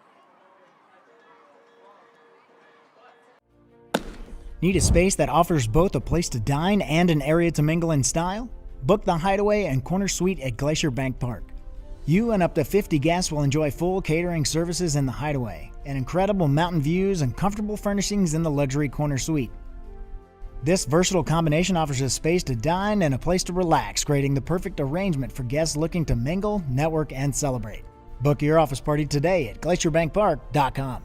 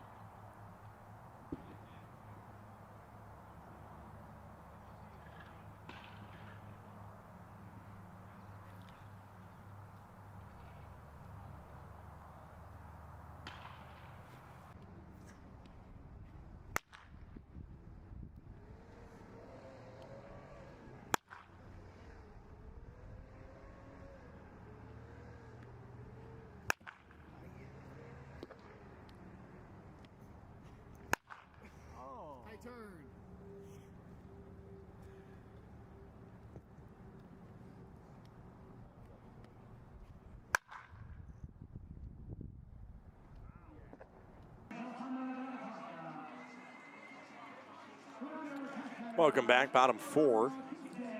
Zach Longshore out there trying to do another inning of work here. If he can complete 4 innings after how that 2nd inning went haywire on him, you got to definitely give the props to him. As wow, a rare situation here. Wee woo, wee woo, wee woo, wee woo. It's a dumper alert. Cal Raleigh just hit a home run for the Seattle Mariners, and they're tied with the Los Angeles Dodgers 1-1. This one a slow roller up the middle, fielded by Beard and thrown for out number 1. Sisto grounded out, 4-3.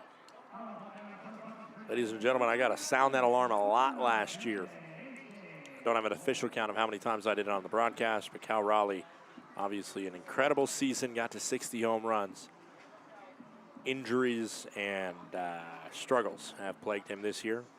But if it happens on the air and the push notifications on my iPad signal me to it, then I got to ring the alarm. Count goes to 1-0 on Austin Foltz, who's 0 for 1 with a hit-by pitch as he leaned into one his last time. The 1-0 out. Bottom of the 4th. That one spots just below the bottom of the zone. 2 balls and no strikes.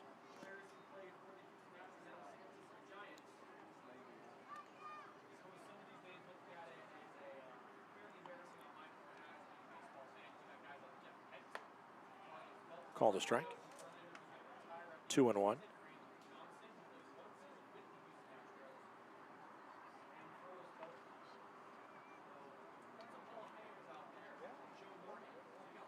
Swing and a miss. Count goes to 2-2.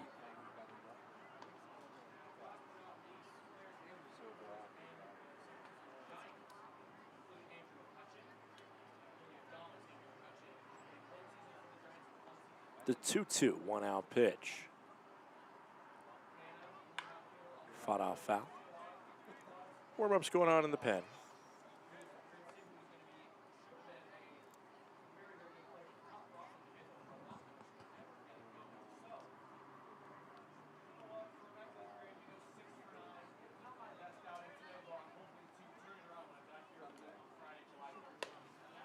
Now one's upstairs. Foltz was more than happy to let one hit him again there.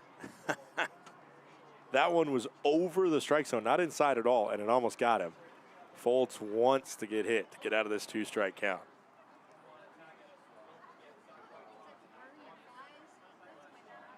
He's been hit 10 times this season, and that tracks. As the throw across the diamond is scooped up cleanly by Bradenberg for out number 2. Garner a little bit low on that throw, got a little bit sketchy, but out's an out. And that's all that one was. It was offered dead center over the plate at 89, and a routine ground out over to Garner at third. Ethan Underwood now steps up. Underwood with a double and a strikeout. A strikeout was with the bases loaded, though. That was a much more open opportunity to come up clutch, and that's been the difference in this one right now. The Hawks came up empty on a bases loaded, no out situation when they already had 3 across in the bottom of the 2nd inning. The Range Riders with 2 on and 2 outs rallied for 3 last inning. Count goes to 2-0.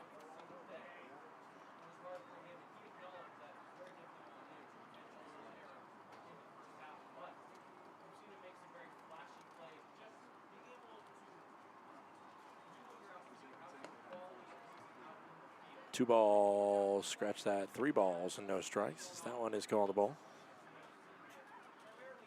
3-0, 2-out pitch. Longshore on 86 total pitches. Does he fire one more?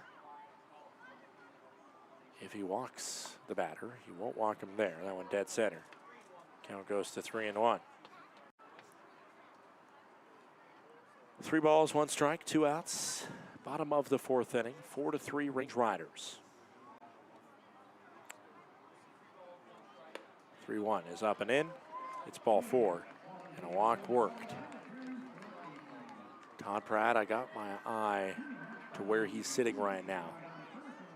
And so far he's holding on it. He's going to give at least one more batter to Longshore to work himself out of the jam. He faces Jeremiah Bagora, who he struck out his last time as part of that 3 strikeout bottom of the 2nd inning. One of those strikeouts was a drop third strike where the base runner reached. 2 outs, pitch in. Count goes to 1-0. This is a Boise squad that has twice as many hit by pitches as their opponents. Sky high to center. Millen looking back at it to the track. He makes the grab. It's a deep fly out for Jeremiah Bagora, and a heart in throat moments for the Range Rider faithful. Surviving it. We head to the fifth, 4-3 Glacier.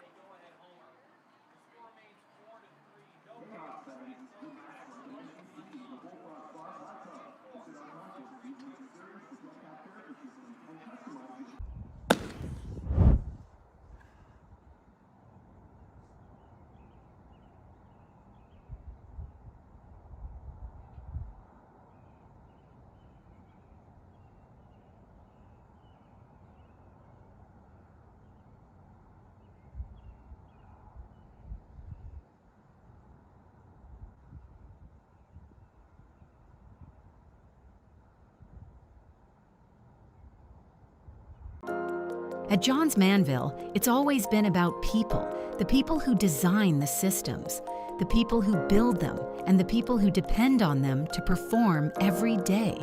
That's why we approach commercial roofing with care, collaboration, and respect for what's at stake. Because every roof protects more than a building. It protects people, livelihoods, and peace of mind. That's the responsibility we stand behind. Johns Manville Commercial Roofing Systems.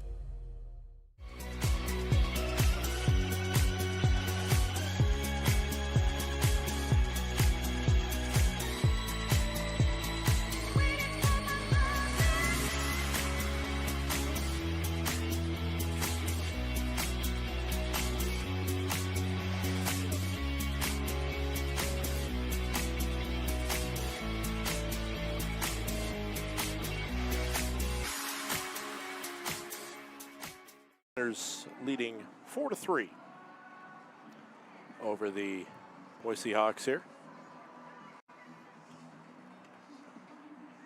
4-3, 1, 2, and 3 due up. They're going to give Baker more time on 90 pitches, but a warm-up happening in the pen. First pitch called a strike. It is the Range Rider half of the fifth, so let's do some trivia here. My first question for you, as we're almost to football season, we're almost to August, which means football season and baseball season, one of the best times of the year when you get the crossover for August and September, and of course October as well in the MLB. So I want to get a little bit and give you a football question here. As this one, nice, fought it off on an 0-2 pitch. And a ground ball into the left side, Ashworth aboard to lead off the inning. How much leash is given to Baker? 93 pitches thrown, and the manager Persky for this Boise Hawk squad comes near the exit to the dugout but stays put.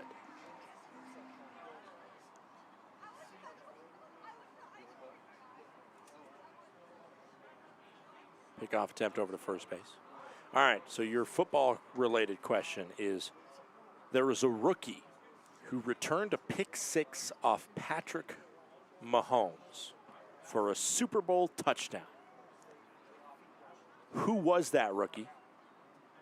And where did he play his college football? Ball outside. Count goes to 1-0 on the Range Rider catcher, Donovan Ratfield. Who was the rookie that had a pick six off Patrick Mahomes in the Super Bowl? And what school did he go to? 1-0. Called a strike. Count goes to 1-1.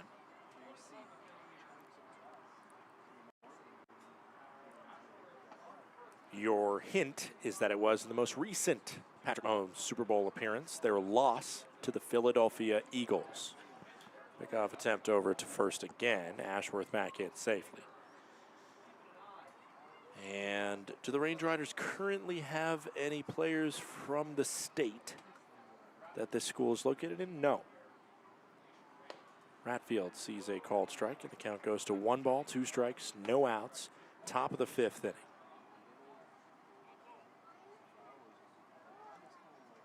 Got a couple responses in. The answer is Cooper DeJean.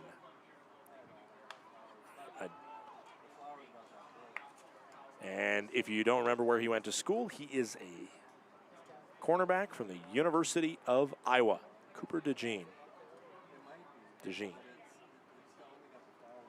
Just realized I've never said his last name before in my life.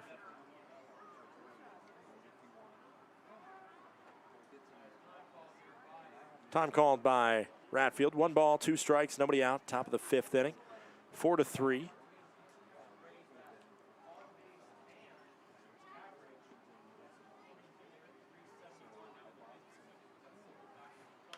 As this one, sky high to shallow right field. A long charge in. They're going to watch it fall. The throw comes to second, not in time. It's a bloop single. Texas leaguer by Donovan Ratfield. And 2 are aboard with nobody out.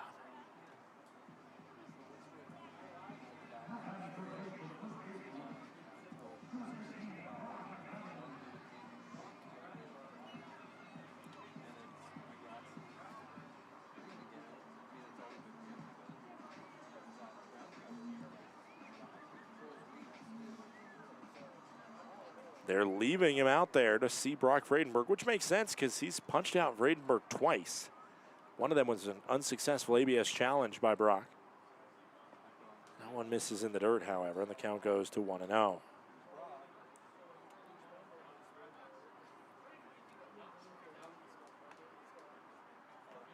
Ashworth on second, Ratfield on first. If it's anybody but Vredenberg, you probably drop down a sack bunt here with a 1-run lead. But Vredenberg has such sky-high potential to do damage. Ball 2. And I don't know. I mean, I thought it was sketchy starting this inning with Baker out there, and now I'm really starting to feel it. He just took some time watching the warm-ups going on in the pen. 2 balls, no strikes. No outs, top of the 5th inning.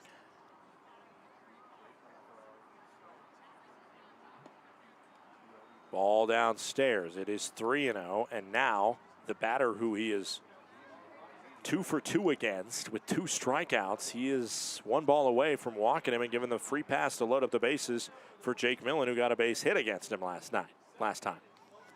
3-0 from Baker to Vredenberg. And it is called a strike just on the outer cut. 3-1 goes the count.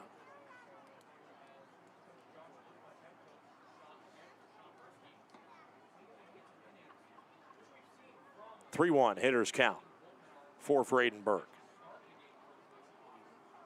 Swung on up the middle, skates by. The throw for 1 is bobbled. No, they never got it clean. It's safe at second, an E4 on the flip, and that is just disastrous. I don't know what Underwood had the issue with. He was thinking about the double play, and Baker starts to walk towards the dugout as soon as that happened, and you could feel his frustration. It's an E4 that reaches the runner. Range Riders are down for an error as well. I don't know where that error happened. I just looked at the scoreboard. There's an error on each side. Bases loaded, no outs, and they're leaving Baker out there on 103 pitches versus Millen. Swung on, sky high, shallow center field. Ashworth has speed. This one will be caught, tumbling. The throw will come into the plate, and it is safe at home. It was a slide tackle essentially by Kyle Ashworth, who went in there, but it was cleanly so. The catcher in Sisto was right over the front plate of the bag. And Ashworth went in hard, but legally, so as to minimize contact. But if the foot's in the way, you're allowed to go through that foot, and it is safe at home on the sacrifice fly. O'Hara made a phenomenal catch, tumbling in center field. It goes down as an exciting sacrifice fly.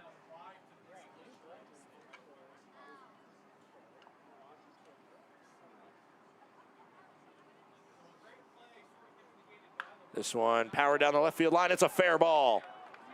Ratfield will turn. He's going to score, and into second goes Carson Garner. It is a double and an RBI, and you just feel the fact that maybe Boise has left Baker out there too long.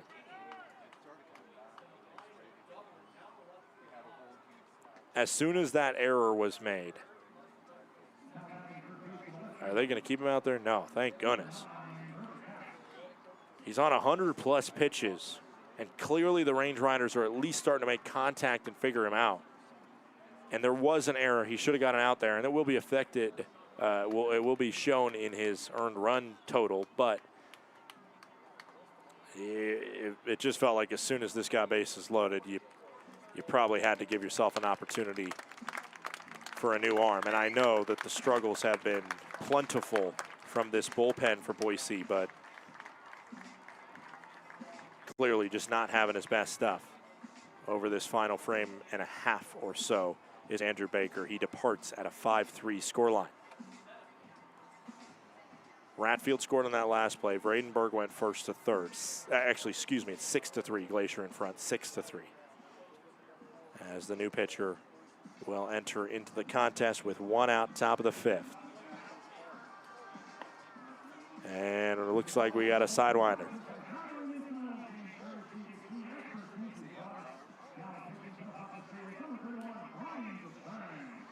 Ryan Dusang is now into the contest, as the Range Riders will try and figure out this unique pitching style of Dusang. I'll read you the final line on the starter Baker when we get it. But first I'll tell you about the new pitcher in Dusang. First time seeing him this year, obviously, for the Range Riders. Played at Madonna University in Livonia, Michigan. It's an NAIA school and a pretty good baseball program there.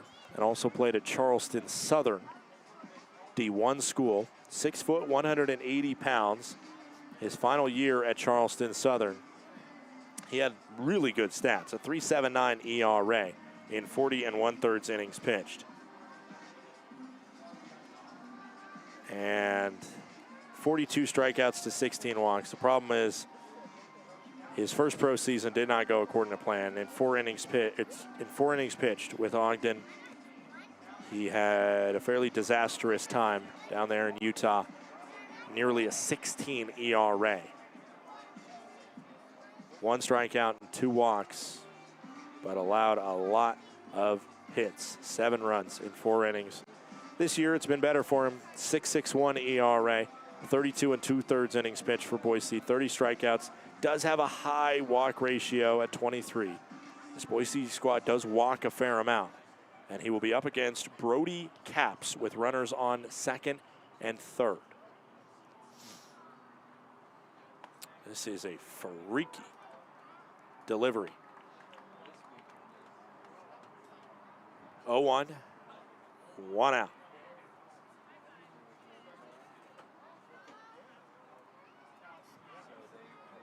Capps looking for his first pro RBI.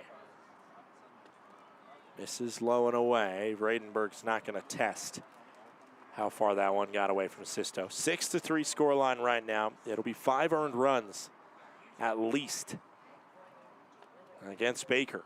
The question is, can Dusang get him out of the jam and possibly minimize that?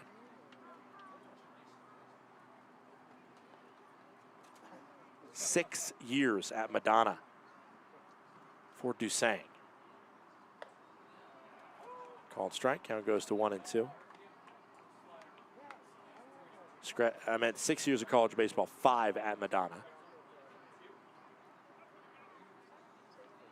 Of course, one of those was 2020. Season cut short. He just got 7 appearances as a freshman. The 1-2. Swing and a miss, and Capps has punched out a massive strikeout for Ryan Dusang. Up comes Tommy Rover, his opportunity to get a look at Dusang.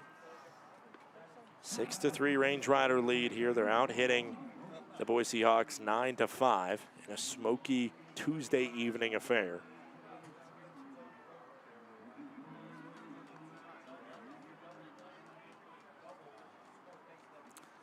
Rover has some good and some bad. A double play grounded into as well as a double hit. That one misses inside as he'll bat from the left side. 1 ball, no strikes. 2 outs, top of the 5th inning.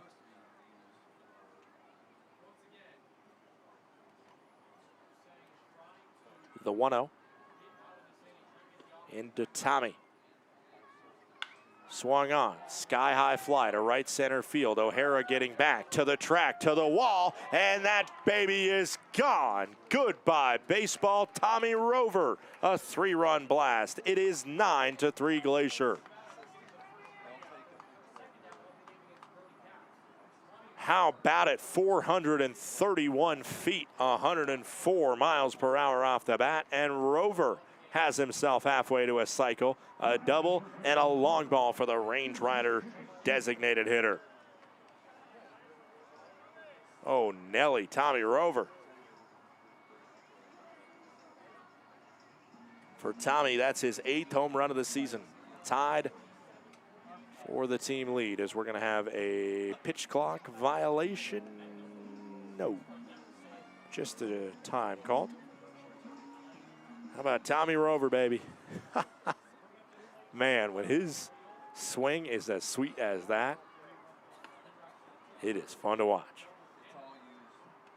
Now it goes to 1-0. He had a little bit of a home run drought working for him before he was able to get a home run during the last homestand last week.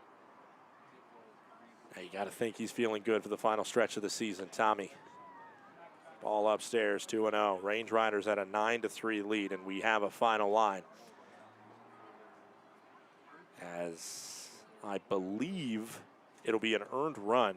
This is actually one of those weird quirks that you get in scoring situations where the 2 runs that came across that belonged to Baker, the guy on 2nd and 3rd, those are unearned runs. But the new pitcher coming in does not get the luxury of there should have been a 3rd out to the inning, which is the logic. That's why Baker, with 2 outs and 2 on, and there was an error made, those runs should not have scored because there should have been 3 outs. But the new pitcher doesn't get the luxury of that. So it's an unearned run as a team, kind of, but it's an earned run against him, that home run, if that all makes sense. That just the run scoring from Tommy Rover. We're getting into the logistics of it, but just in case you ever want to be a professional scorer one day, then technically you would mark that run down as earned against Dusang, but unearned against the Boise Hawks because they made the error. Unique scoring quirk to give me some fun stuff to talk about as a wild pitch gets by Sisto. And Jacob Steele moves into scoring position. Range Riders swing away from making it possibly 10 here if Logan Beard can do something with it. Logan Beard, deep fly out to right and a ground out that ended the last inning of play. Started this one off with a trivia question asking about Cooper DeJean, Philadelphia's cornerback, who went to the University of Iowa, returned a touchdown from an interception against Patrick Mahomes in the Super Bowl 2 years ago. 1-0. The count into Beard, and that one downstairs. Just low, 2-0. And of course, we are just a few days away from starting August, and thus going to get some football soon here. Good time to start thinking about the lovely season on the horizon as we think about the playoff push of the Pioneer League, which this week really feels like it's starting. I know we're a long way out in one respect, but it's not that long in the big scheme of things. Just 5 weeks to go after this one is done. If you include this week, it is 6 weeks to go. Ball 4 inside. Beard will head to first base as Dusang struggling to find the strike zone after the home run hit.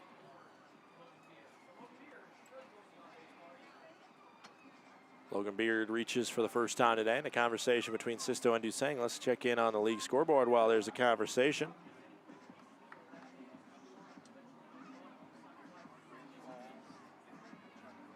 See what else we got going, and I'll try and explain who you're rooting for. You're rooting for the Coast to beat the Raptors, but Ogden, in the bottom of the 8th, up 15-8 at their home ballpark.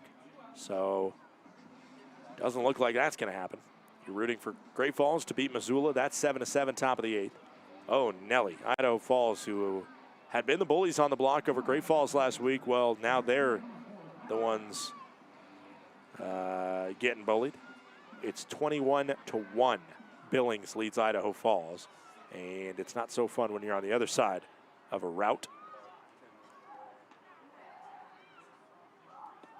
First pitch misses inside to Kyle Ashworth, who is 1 for 3.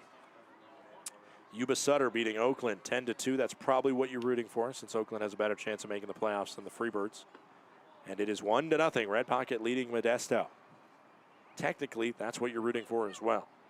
So with the exception of Ogden leading Long Beach, all the score lines are the Range Riders' favor right now, as well as the tie between Great Falls and Missoula. That one could go either way. Of course, it's in Missoula, and that's a hard place to close out a game. So root for some magic from the Voyagers, but don't hold out too much hope for it. Called strike into Ashworth.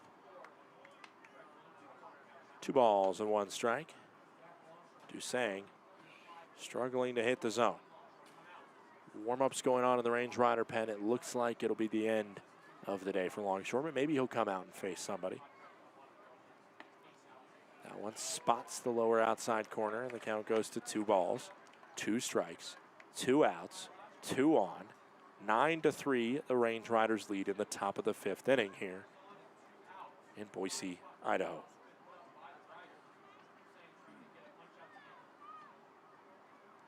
Low and away. It's 3-2.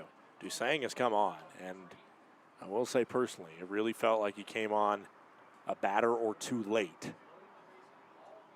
And now he has immersed himself into a world of pain, just like Baker exited.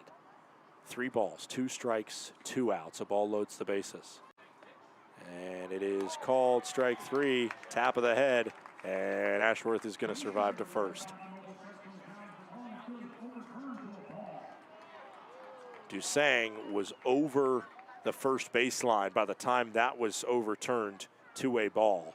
And that is a tough one to walk back from. Remember watching Luke Schaefer have to do it when he was getting used to the strike zone last year, the ABS challenge. He was about halfway, almost in the dugout, it felt like, and then had to go out there, and on the next batter, he allowed a home run. Sometimes you can check out and leave yourself very open to possible, well, let's call it, leave yourself exposed if you're not 100% in it because you think you were out of it. Now it's a bases loaded. Donovan Ratfield pitch coming in. Right below the zone. This is a good strike zone by our home plate umpire. Those low pitches have been accurately called. 9-3 the scoreline. 2-0 count for Donovan Ratfield. 2 outs, bases loaded, and a chance to really break this one open. In the zone. That one was similar placement from what I saw, and right as after, it's been the night of my jinx because that one missed low right after I said the bottom part of the zone has been really solid from our home plate umpire. The 2-1, 2-out pitch to Donnie Rat. Below the zone. 3 balls and 1 strike. 2 outs.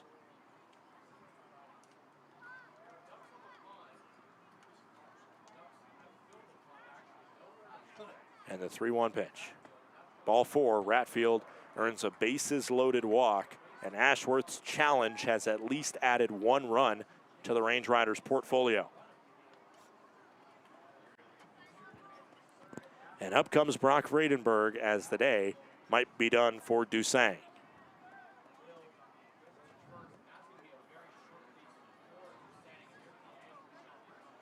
Dusang will exit the contest. A new pitcher coming in to face off against Vredenberg in a long top of the 5th inning where the Range Riders have tallied 6 runs. It has been 10 unanswered from Glacier since the 3-0 lead that the Hawks grabbed in the bottom of the 2nd inning. Bases are loaded for a new pitcher coming into this contest.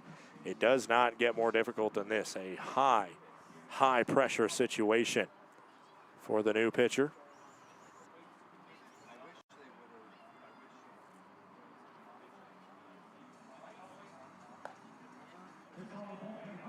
Right-hander. Looks like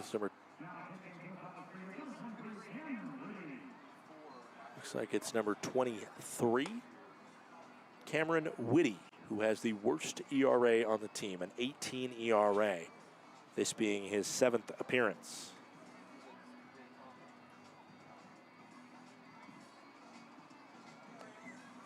All right, so Vredenberg is going to face off against Cameron Whitty in a high leverage moment. You're bringing in a guy who has not had his best stuff this season and asking him to do quite a bit.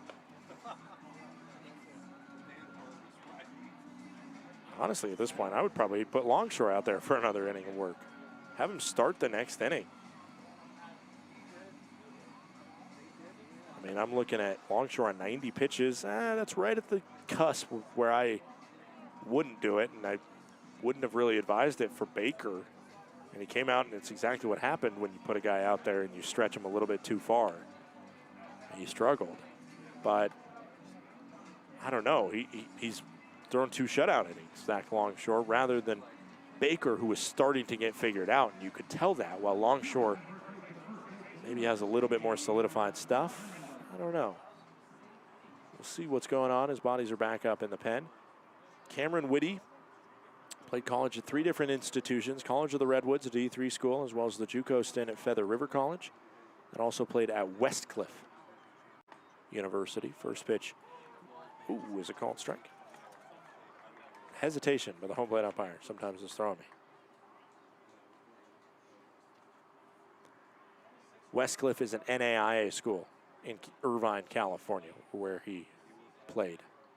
It's where he finished his career last spring, the 0-1. That one called a strike as well, and our home plate umpire, for some reason, changed up his strike call behind home plate. He's been pointing to the right. That time he pointed to his left. The count is 0-2. 2 outs on Brock Vredenberg. 0 for 3 is Brock. Can he come through with the bases stuffed? The pitch in from Whitty. Down below the zone. That didn't miss by a whole lot. It's a hard one to lay off of if you're Brock. But he did. And it's 1 ball, 2 strikes. 2 outs, top of the 5th inning. 10-3 Glacier right now.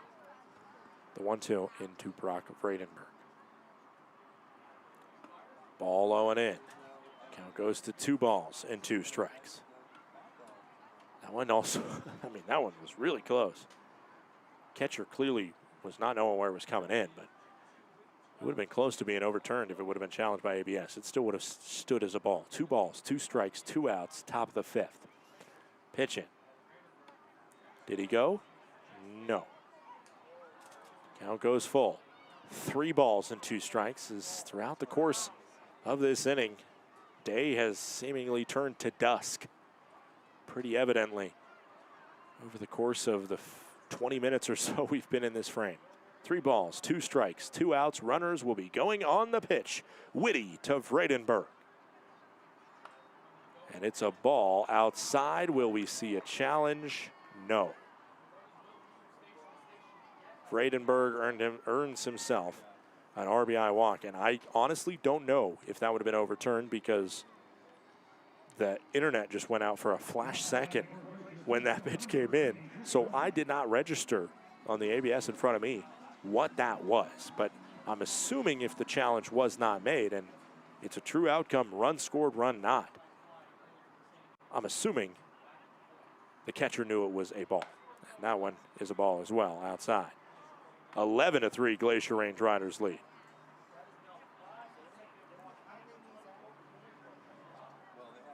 The home run has led to 5 straight walks as the Range Riders now putting the hurt on.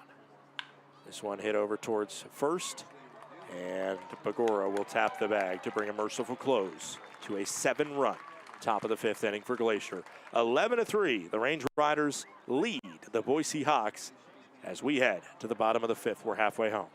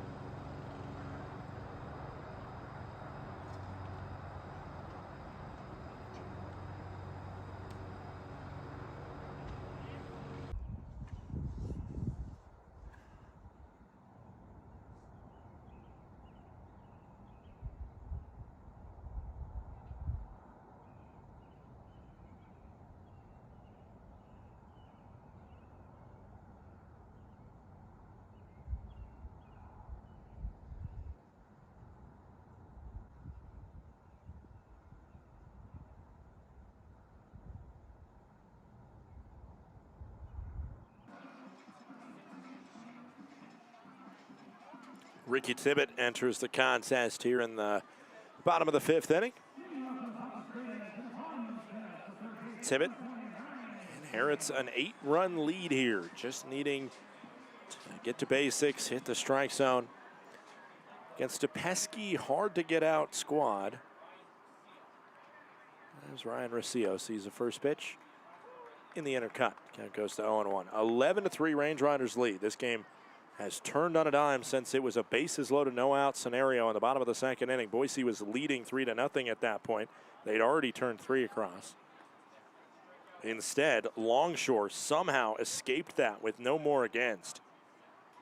And then through 2 scoreless innings while his offense scored 11 unanswered. One. Inside, 2 balls and 1 strike. Again, after an inning like that, Tibbett certainly has his work cut out for him because he's been standing over there just waiting to come into the game for so long. As that one hits the zone, it's 2-2. But at the same time, you're also pitching with an 11-3 lead right now. It's key, just hit the strike zone, do your job. The 2-2. As he scrapes a foul on that one. Much easier said than done, obviously. Final line for Zach Longshore. 4 innings pitched, 5 hits, 3 runs, all earned. 6 strikeouts, 2 walks, and a hit by pitch. Opposing batters hitting .278 against him. Down below the zone. It's 3 balls and 2 strikes.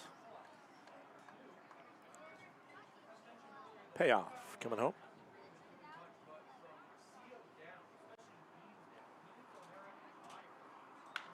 This one hit on the ground over to first. Bradenberg hits Tibbett on the run, who secures and taps the bag for out number 1. That was a smooth play. Nice little high five between the two after.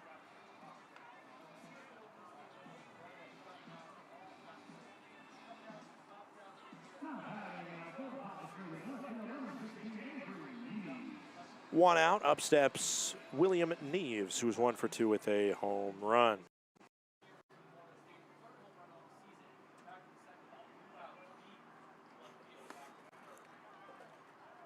First pitch misses the zone. Count goes to 1 ball and no strike.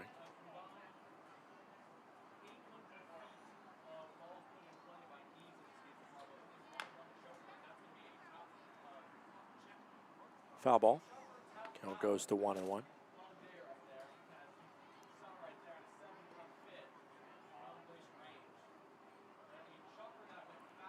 One ball, 1 strike, 1 out.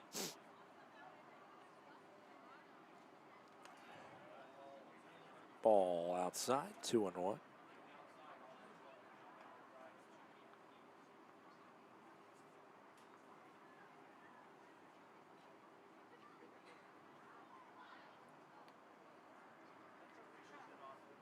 The 2-1. Power down the left field line. It is a fair ball. Neves, who already has a home run, will get the chance to scooter into second with a stand-up double. Michael O'Hara now stepping in. That one 105 off the bat, just fair.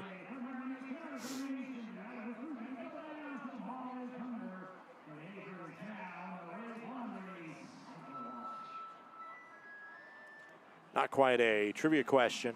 I won't pose it as that, but your fun fact from PK from abroad is that on this day in 1994, 32 years ago, Rusty Greer made a diving catch to save Kenny Rogers' perfect game. Count goes to 0-1 on Michael O'Hara. O'Hara is 1 for 1 with a single and a walk. The 0-1, 1-out pitch.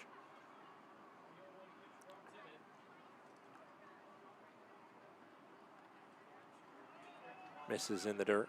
Ratfield blocked it enough and then bluffed Neves back to the plate.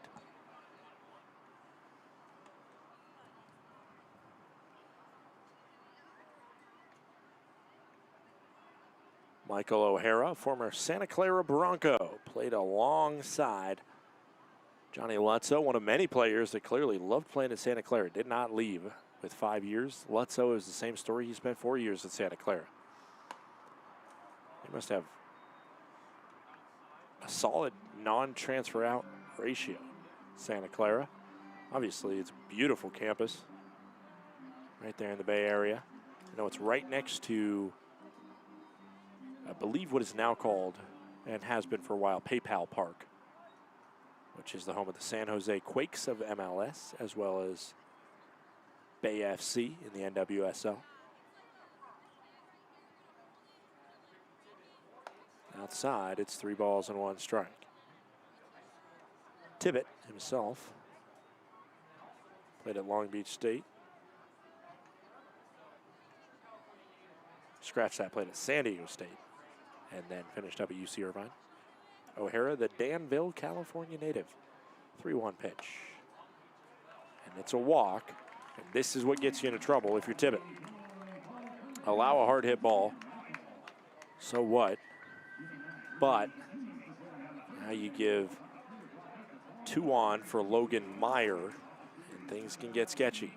It's an 8-run lead, so obviously it doesn't need to necessarily feel that way, but it can if you allow it to seep in. Logan Meyer has a double and a strikeout. 1 out here, bottom of the 5th. Inside, it's 1-0.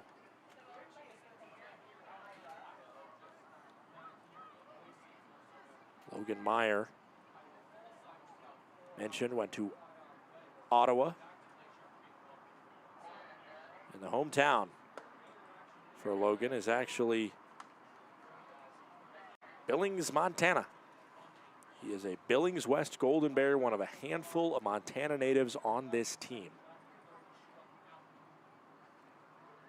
And in this league, this one's sky high, to shallow left field, working in, and getting to it is Caps. There was a moment there where it looked like he might not know where that ball was. And again, this is that time when the baseball is incredibly hard to track with the smoky backdrop. I'm telling you, anytime you see a ball like that hit to the outfield, it's not going to be as easy as just getting under it, because you got to find it first to get under it.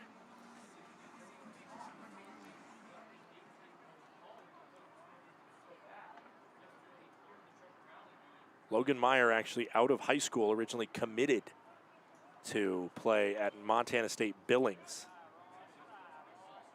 as he played American Legion ball with the Billings Scarlets. And cool for him to be one of the rare Montana kids in this league.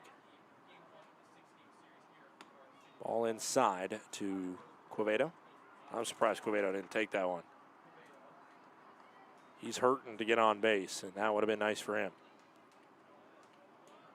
2 balls, no strikes. This is a guy you got to pitch to. Batting average around 175. Slashed foul. Hit it hard, certainly. Count goes to 2-1.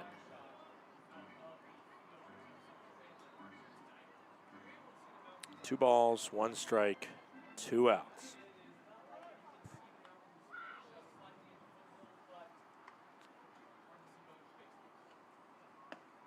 And it's 3-1. Gotta find the strike zone with this one. Asking for trouble if you don't. Sisto waiting on deck. 3-1. 2 out, 2 on pitch. Fouled off. That's a good pitch. Offered it close to center. 76 miles per hour off the bat after a 90-mile-per-hour fastball met it there. Can he locate something near the zone and entice Quevedo to end the scoring threat?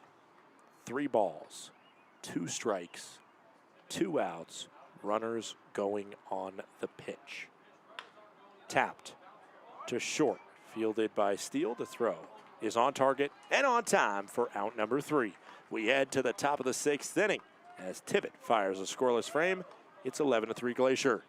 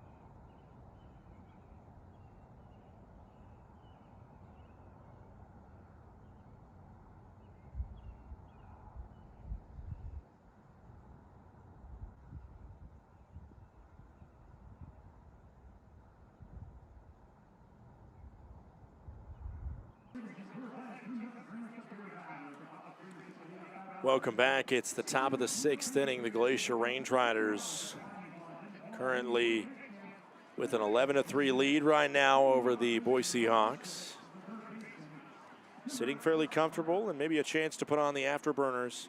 Cameron Whitty will come out here to start his first full inning. Whitty. First pitch misses into Garner. Garner 1 for 3. A double his last time up. Range Riders left it loaded their last time and still scored 7 in the inning. They lacked that big hit that inning once the bases got loaded, as this one is a big hit towards right field. Moving over, making the catch in a giant dirt patch is the right fielder, Folds.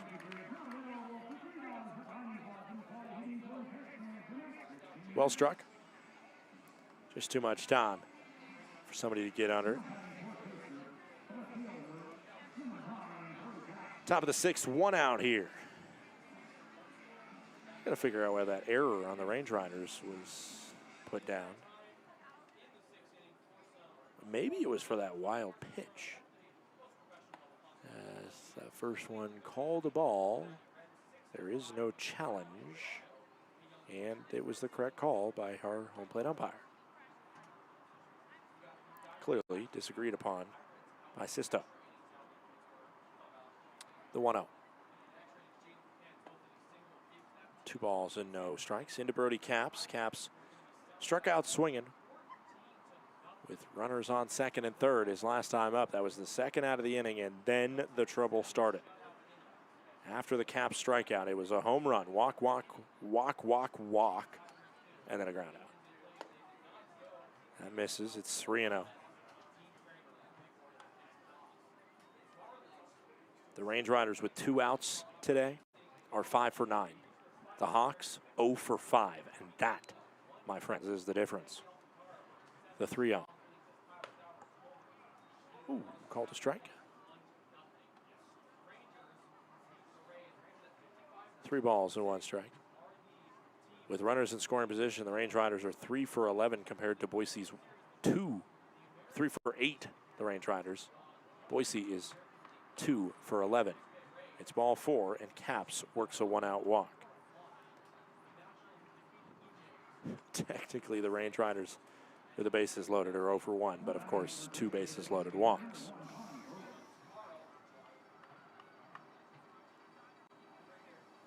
One out, top of the 6th inning. Range Riders 11, Boise 3.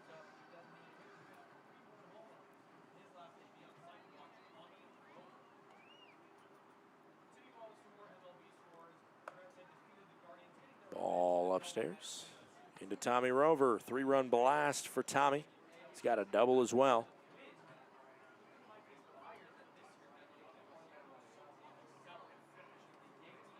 The 1-0 pitch.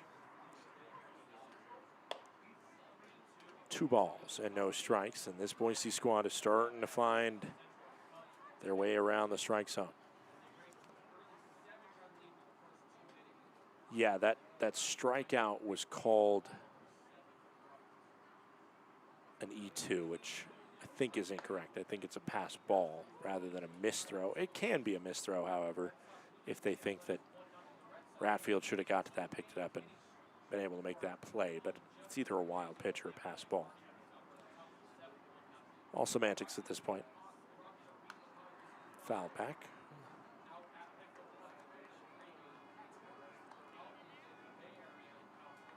Two balls, 1 strike. 1 out. Actually 2 and 2 after that foul ball. 2-2 pitch. Runner on first in Capps. Ball downstairs. 3 balls and 2 strikes. Capps starting to be attempting to be 1-0 in his professional career. You see him in the backdrop there. Cameron Whitty, the pitcher on the bump.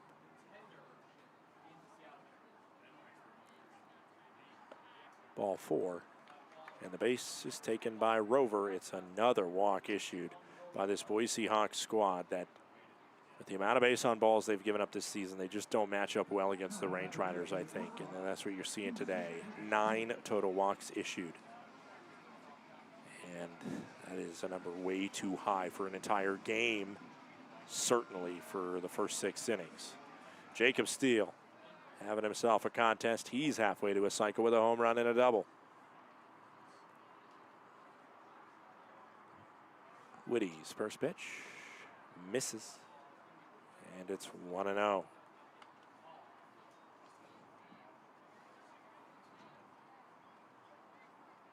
Cameron Whitty, final year at Westcliff University, had a 4.04 ERA.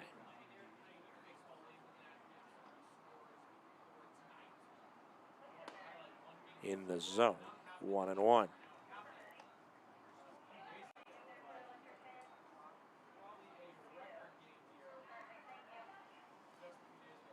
The 1-1, 1-out pitch.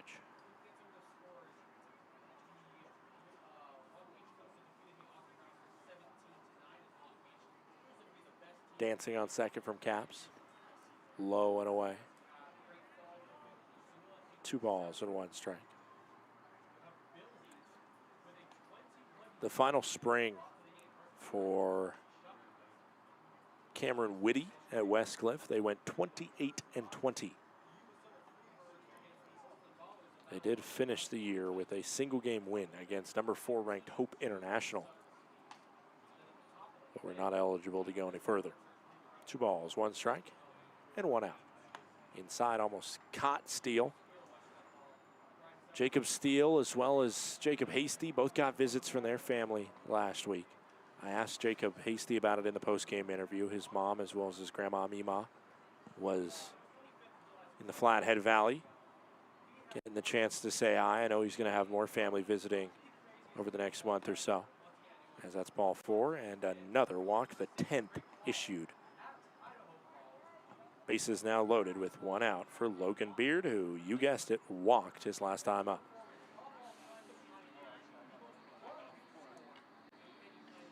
Jacob Steele, I mentioned, going over to first there. He got visited not only by his parents, but his grandparents.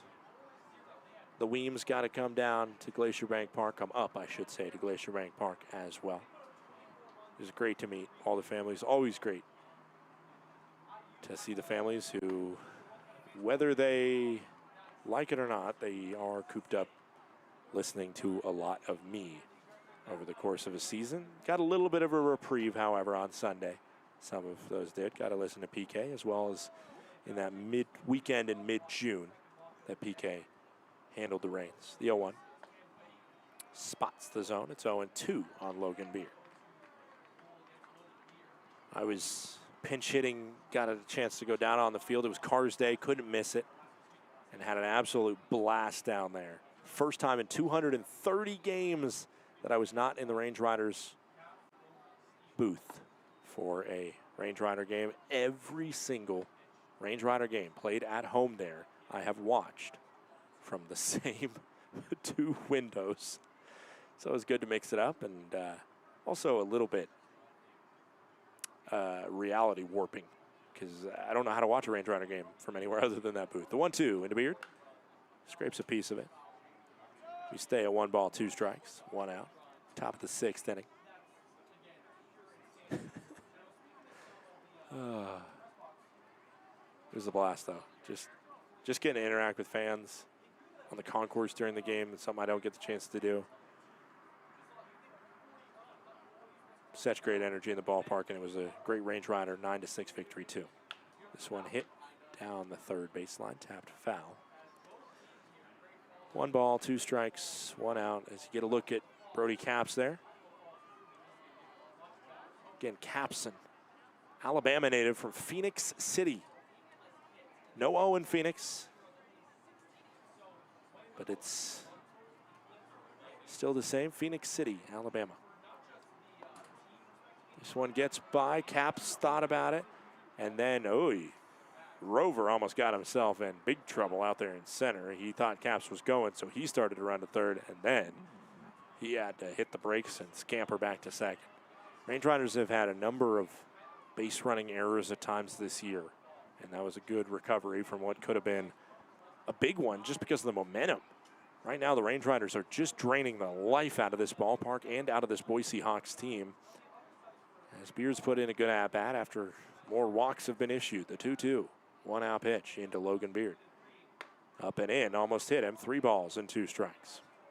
Brody Capps' hometown, Phoenix City. It's in Russell County, Alabama.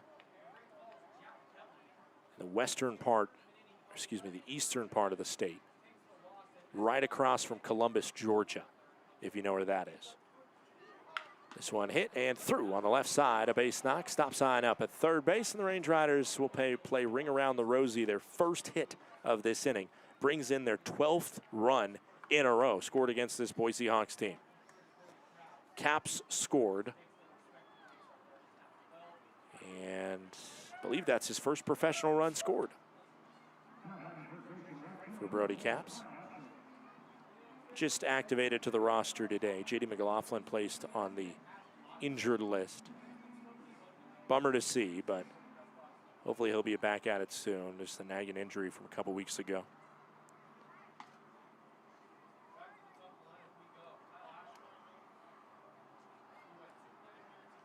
And that's actually the 2nd time that Capps has scored, so I'll just admit defeat on that one.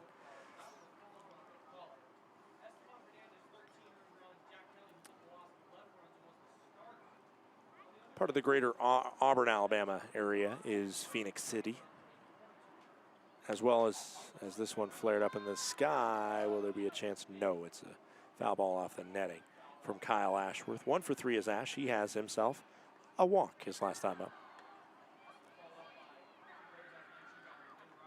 In 2007, here's your fun fact about the hometown for Brody Caps. In 2007, Business Week named Phoenix City the nation's #1 best affordable suburb to raise a family.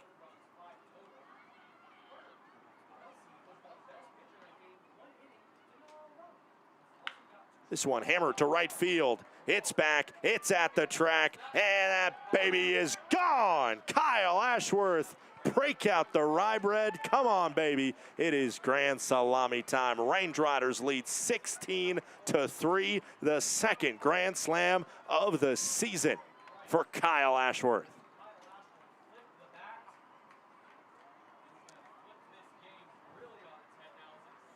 His 3rd home run of the season, and 2 of them have been grand slams.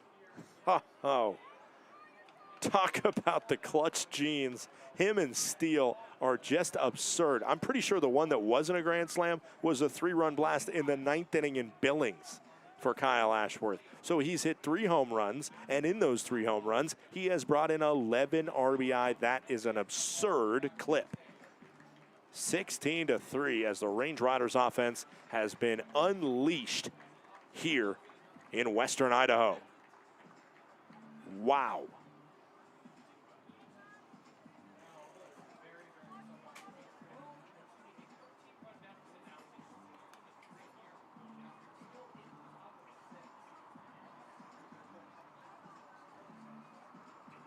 Wow. 1 out, top of the 6th inning.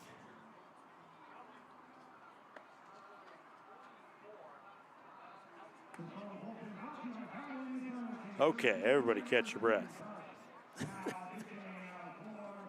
I did not have a Kyle Ashworth grand slam on my bingo card tonight, so unfortunately, despite the offensive outpouring, I'm not going to be able to cross off bingo for that one.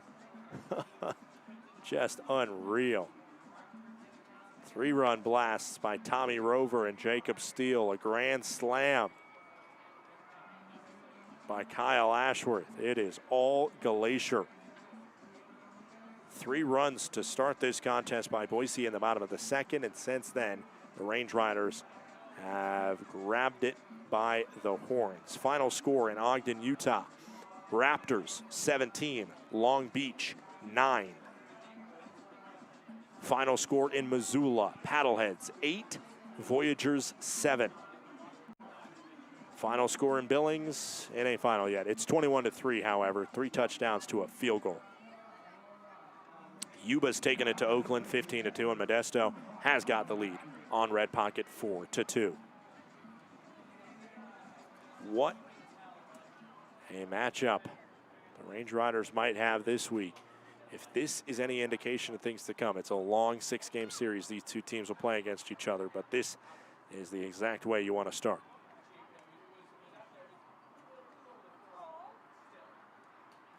New pitcher into the contest is Alex Hernandez.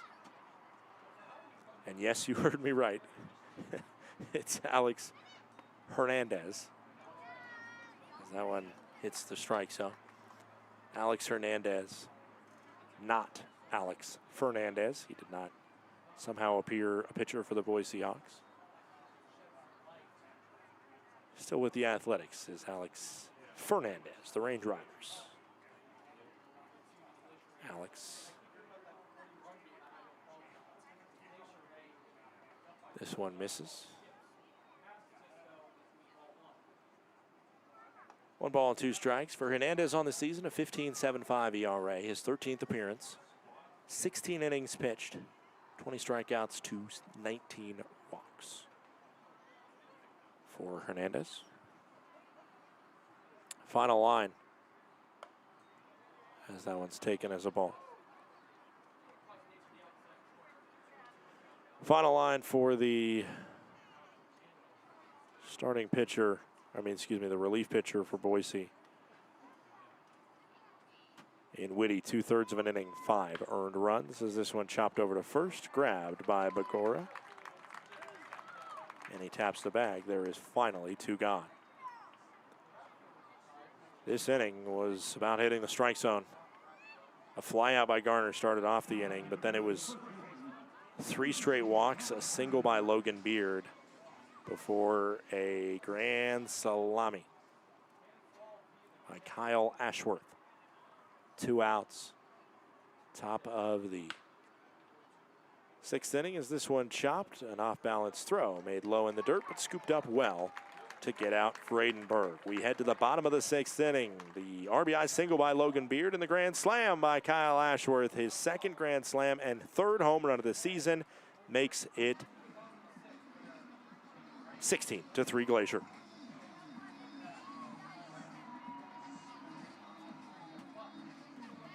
Glacier Bank Park is just so beautiful. The absolutely stunning views, the facility that we have, we're just very fortunate.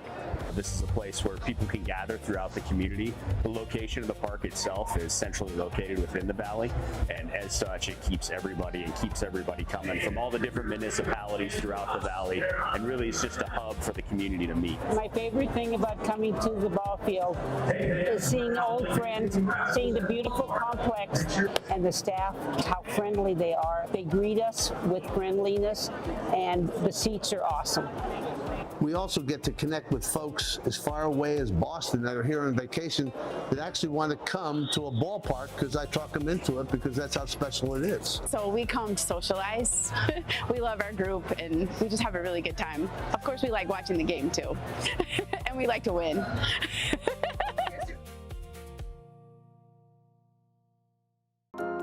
At Johns Manville, what we build starts with who we are. We are people champions, listening first, putting customers and teams at the center of every decision. We're driven by passion, always going the extra mile, always pushing ideas further. We perform, setting higher standards, delivering stronger results, and creating lasting value. And we protect our people, our customers, and the world around us, today and for generations to come.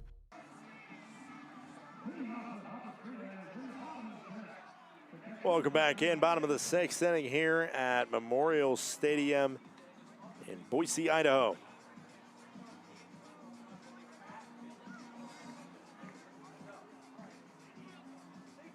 Ricky Tibbett out for another inning of work in the 13-run contest here at Memorial Stadium.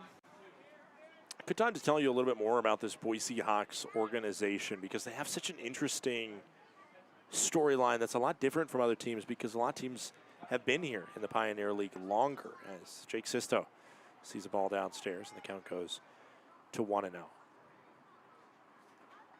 So this squad, the Hawks in some form or another, have been around since 1987. They, for the longest time, for the entirety of their existence, as this one's fouled, 1-2, 16-3 Range Riders, bottom of the 6th inning here. They were a part of the Class A short season Northwest League. When minor league baseball contracted and cut a level in 2021, they cut out the Pioneer League and that became independent. As this one out towards left field, we'll have Caps moving in to make a routine catch. 1 out, bottom of the 6th inning. And when that happened, the Northwest League also cut 2 teams. They cut Salem Kaiser as well as the Boise Hawks. The Hawks then jumped into the Pioneer League. The Orem Owls, who were part of the Pioneer League in 2019, they got put on hiatus as they moved to a new location. They eventually went to Northern Colorado. That whole thing shook out. You know, it is what it is. But Boise became a part of the 7-team Pioneer League for the 2021 season. Obviously got balanced out as this floated towards steal, out number 2. Clearly somebody doesn't want me to talk about Boise history because there's a very quick 2 outs for Ricky Tibbett here. Ethan Underwood now steps up, 1 for 2. And then, obviously, the league then added the Northern Colorado Owls and the Glacier Range Riders in 2022. And the rest is history in terms of their existence now in the Pioneer League. But they are the one kind of oddball because all the other teams in the PBL either were created after 2020 as a whole, like the Ballers or Yuba Sutter, YOLO, whatever you want to call the High Wheelers, Freebirds organization, and the Range Riders, obviously, all just new teams after 2020.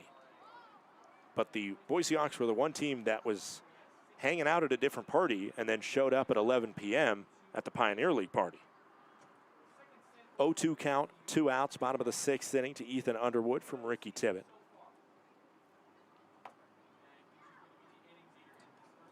That one misses under Underwood. Double under Underwood. Originally, this Boise franchise, they were the Tri-Cities Triplets up in Tri-Cities, Washington. They were playing in Richland. They were there for 4 seasons. Before that, they were in Walla Walla, Washington, as this one tapped foul. First 2 seasons in Richland, they were an affiliate of the Texas Rangers. And they were independent in 85 and 86. That's when some minor league MILB teams could be unaffiliated. That doesn't exist anymore. Swing and a miss, and we'll talk more Boise baseball when we come back. Top of the 7th inning. Range Riders 16, Boise 3.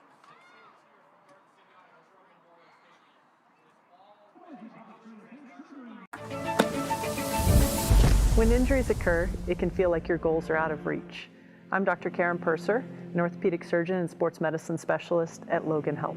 If you injure a joint, muscle, or bone, our orthopedics and sports medicine specialists are here to help. Our highly specialized surgeons, clinicians, and physical therapists offer innovative treatments and the latest minimally invasive procedures to help you recover and return to activity faster and stronger so that you can reach your goal.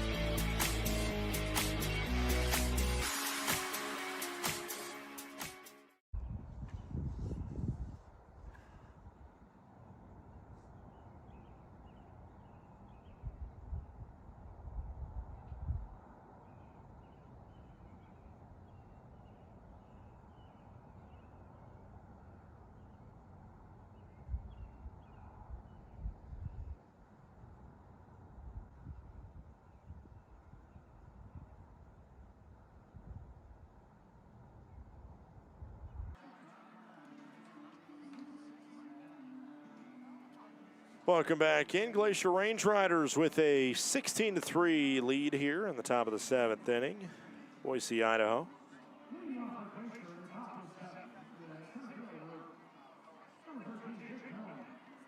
It's 4, 5, and 6 due up. Millen 1 for 3 with a single and a sacrifice fly. Garner and Capps also due up this half inning.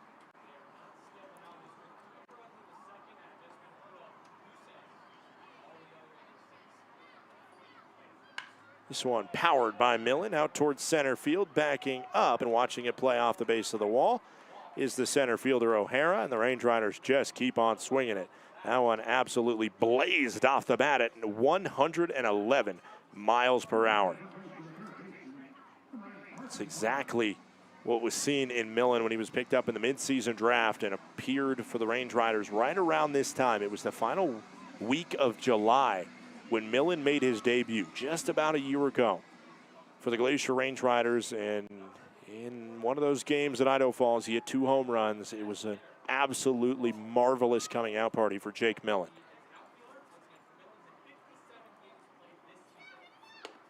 Upstairs, count goes to 1-0. Just talking about, obviously, this Glacier Range Riders opponent, the Boise Hawks. And funny enough, their first ever game, you know who played in it? A legend played in it. They were an independent team, but one of the players on the other side was Hank Aaron. Actually, it might have been on their side.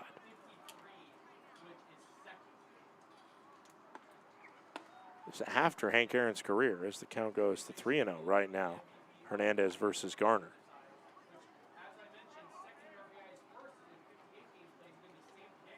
Maybe he wasn't appearing on the field, but apparently Hank Aaron was there at their debut game when they played in Spokane, Washington. They were eventually affiliated with the California Angels, as that's ball 4, and Garner works a walk. Runners on first and second now for the Range Riders. Nobody out, top of the 7th. The Angels were previously affiliated with the Bend Bucks in Bend, Oregon.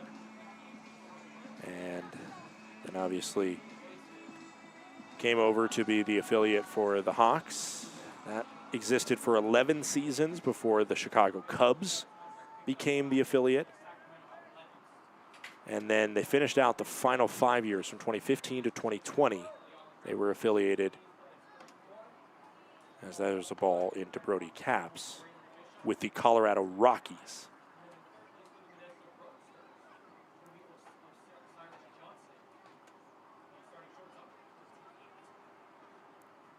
This one hit on the ground, could be 2, and it gets by the second baseman. I do not know how that missed Underwood, his second massive error of this game. I'm guessing that's going to be an error, unless it was a horrible hop, but it will be scored as an E4. It should have been 2, and instead it is none and an error on Underwood. And now I think we see Tommy Rover coming to the plate. So Caps does not reach. It's 17-3 now. Range Riders in front. Oh, Nelly. Range Riders could be hunting 20, and honestly, if they keep on scoring at this rate, they could be hunting their best ever scoring day. Record was broken over the weekend for the most runs scored in a PBL game. I don't think anybody's necessarily rooting for that right now, because it would mean we're staying out in the smoke-filled sky for another 2 or 3 hours, because the Range Riders aren't even halfway to the record for runs in a single game, which was set on Saturday night. That total was 40 by the Idaho Falls Chuckers. Counts 2-0 to Tommy Rover. This one tapped. Is it going to be fair? Yes, it is. It'll be an RBI ground out for Tommy Rover, and it's 18-3 Glacier. Caps gets to second, and the first out of the inning comes on the unassisted tag by Begora.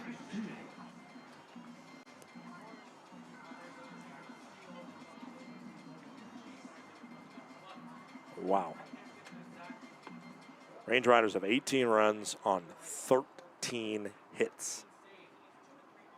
The walks coming up mighty, the home runs looking even mightier as Jacob Steele sees a 1-0 count.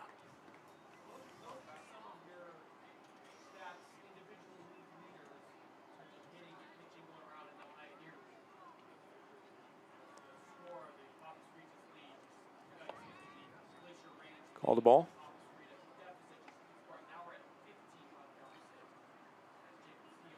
One ball, one strike, one out, top of the 7th.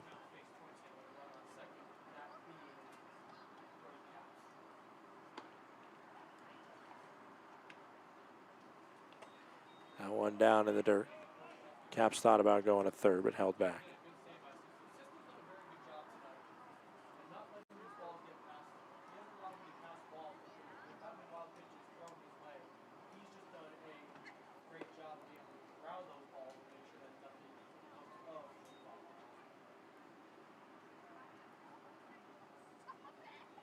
Two balls, one strike, one out. Caps on second base. Pitch in from Hernandez. Up and in. It's 3 balls and 1 strike. Oh, wow. Well, never mind. There's a delayed call by our home plate umpire. Count goes to 2-2. 2 balls, 2 strikes, 1 out. The Range Riders have scored 18 unanswered here at Memorial Stadium.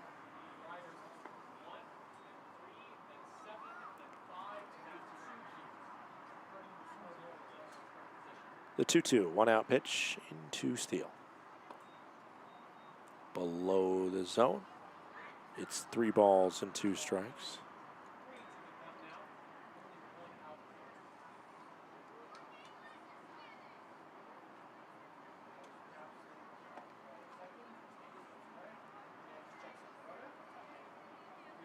Upstairs, he held back, and it's ball 4. Steele walks to first. It is the 12th walk issued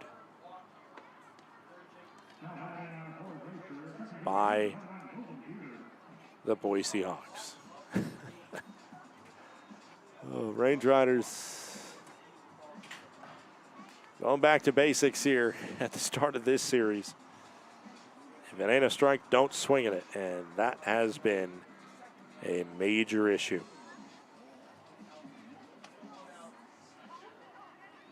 Thing is, the Range Riders, it seems like more often than not, have come up clutch to be able to take advantage of those walks. This was the thing that was missing a fair amount in Great Falls, even at the beginning of the year. The Range Riders left a ton on. This time, they have feasted on everything.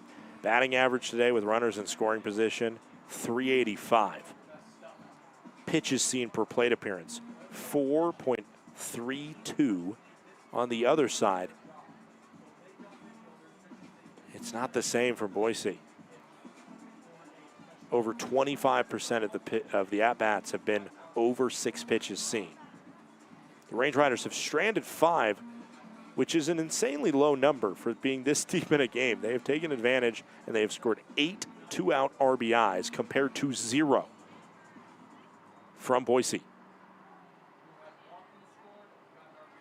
Wow. Mound visit's over. There's 1 out, and Logan Beard's at the plate. RBI single his last time up, and he sees the pitch up and in.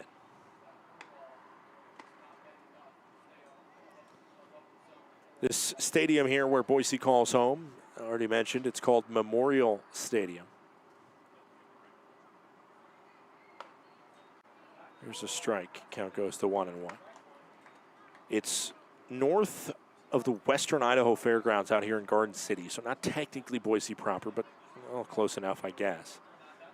Right on the banks of the Boise River, has a seating capacity of 3,500.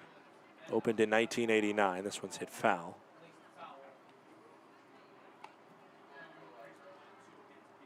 Stadium was privately built by an investor group, but it wasn't around until the 3rd seasons of Hawks' existence. Their first 2 seasons they played at Bill Wiggle Field on the campus of Bora High School.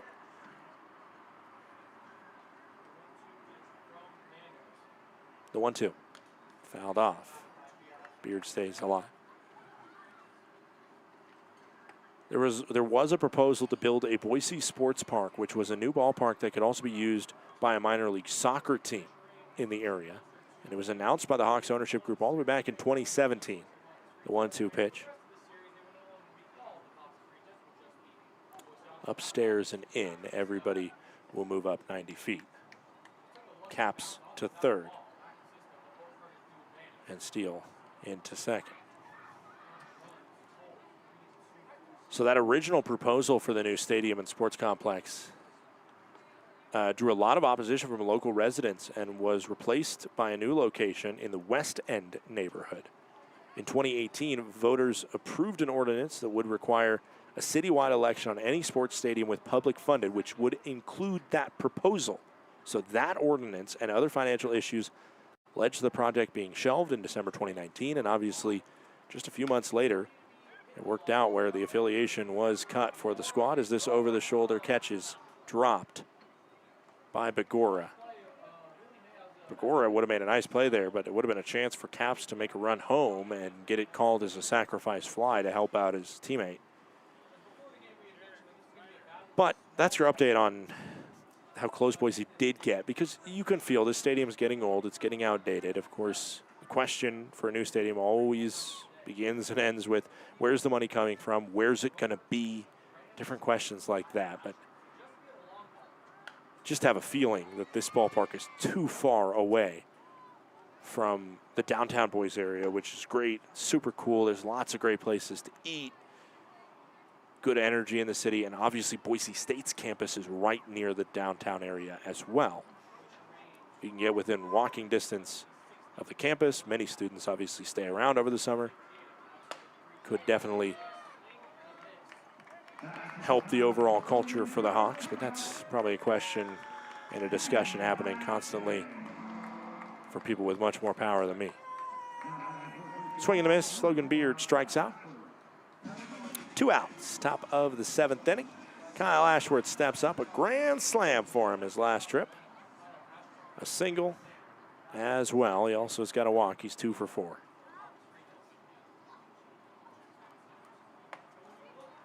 So because I said the Hawks have not played in the Pioneer League, that did not mean that there has not been a Boise team in the Pioneer League. Boise has had players, or has had teams in the PBL. There was a team called the Pilots, the Boise Pilots, that then changed their name to the Yankees in 1952 and 53. Then they went back to the Pilots for 1954. And then they also became the Braves until 1963. And Bob Uecker even played catcher for the league champion Boise Braves in the late 50s. 2 balls, no strikes, 2 outs, top of the 7th. They played then as at Airway Park here in Boise. Later became known as Braves Field. And that one was pretty close, about a half-mile away from Bronco Stadium, which did not have the Smurf turf at that point. And it's now the site of the headquarters of the Idaho Department of Fish and Game. There was also 2 other Northwest League teams in the 70s. That ball gets by. Caps holds up.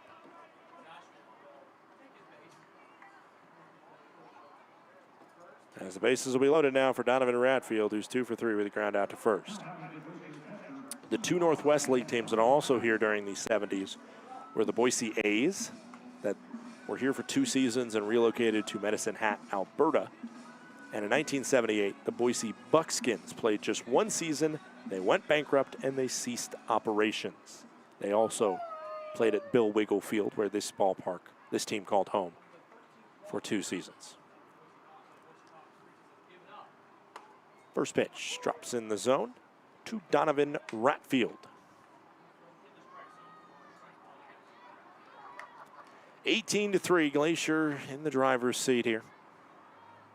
Top of the 7th inning, still plenty of action to play. 0-1.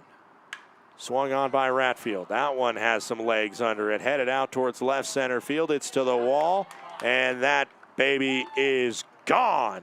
It's another grand slam for the Glacier Range Riders. It's a double dose of rye bread. Grand salami for Donovan Ratfield. Range Riders 22 and the Boise Hawks 3. Oh my goodness.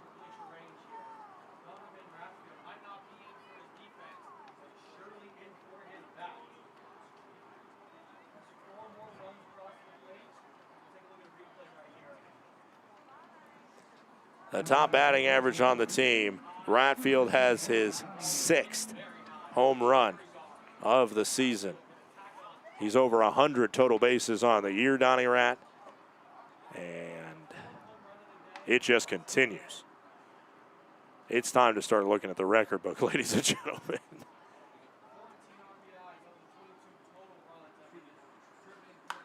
This one sky high and likely will bring this inning to a close. The Range Riders tally 6 in the 7th. And a very loud and sarcastic applause from the Boise faithful. It has been 22 unanswered by Glacier. We head to the 7th inning stretch.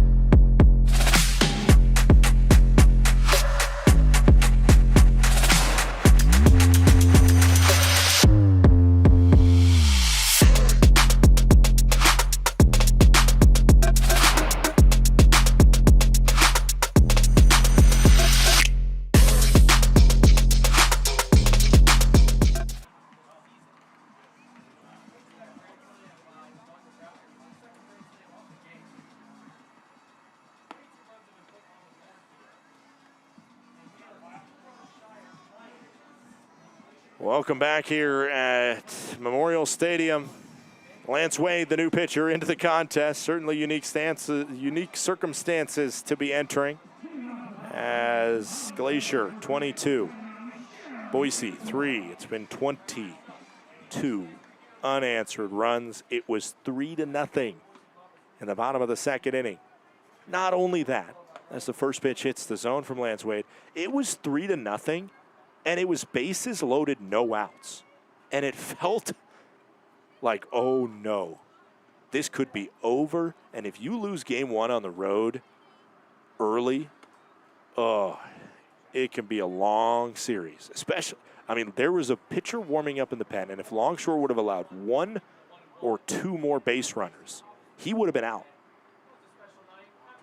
You're going into the bullpen, you're entering Tibbet or whoever it may be into a really uncomfortable circumstance. And it could be essentially game over the other way. That's how close these games are. I know this one's going to probably look really lopsided on the final scoreboard, but as there's a swing, did he go? Yes, he did. Down goes Bagora. Lance Wade comes into the contest. Let me tell you about him. He's pitched really solid this year, a 5.16 ERA. He has 2 wins, 1 loss, 15th appearance for Wade. 22 strikeouts, make it 23 now for him. This is unreal. We are on franchise wrecker alert, as the Range Riders will get 6 more outs to get 3 more runs, which would give them their most all time. 1 out, bottom of the 7th inning. Sky high foul. The question is, as well, is what does this do to the remainder of the series? And is there a way that you just completely break the spirit of the other team and be able to set yourself up in terms of saying, we're not just going to beat you bad today, but be afraid of getting beat bad the rest of the week. That is what the Range Riders are going to be trying to do. 1 ball, 2 strikes. 1 out, bottom of the 7th inning.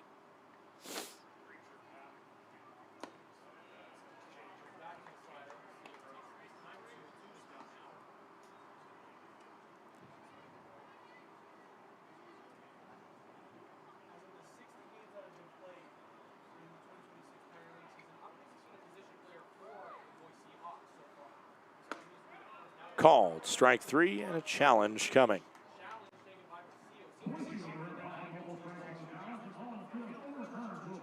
And that's a good challenge, overturned to a ball.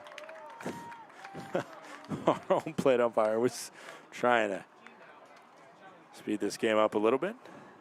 That one's a little frustrating if you've seen your pitching staff throw so many walks and then you get punched out on something like that. Instead, it will be a walk drawn by Rocio. Rocio heads down to first as we tick past the 10 o'clock hour, local time here. Huge shout out to all of you tuning in, man. I really appreciate you guys.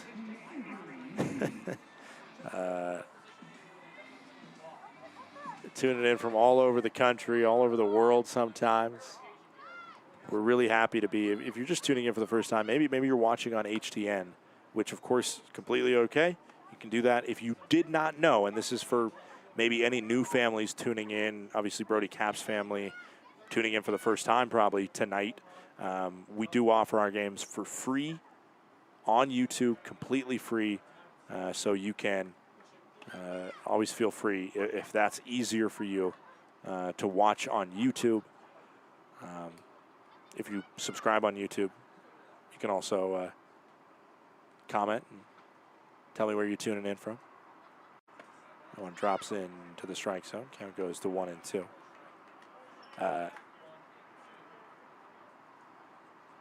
We can also get at you audio only from the Go Range Riders app in the App Store. Search Go Range Riders, all one word, and get the Go Range Riders app. 1-2 pitch into William Neves. Punched out. Called. Strike 3. Wade turns him down on a pitch on the outer cut. 2 outs, bottom of the 7th inning.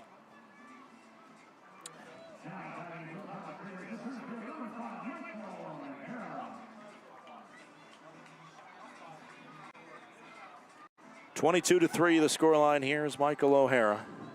2 walks and a single. Steps up with 2 outs versus Lance Wade. Final line for the man who will get the winning decision, most likely, Ricky Tibbett. 2 innings pitched. He had 1 hit allowed, 1 walk, 1 strikeout. Solid outing from Tibbett.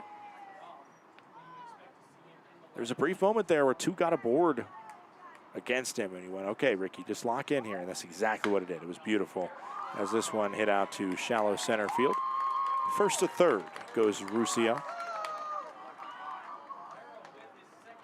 O'Hara 2 for 2 today. As up to the plate steps Logan Meyer.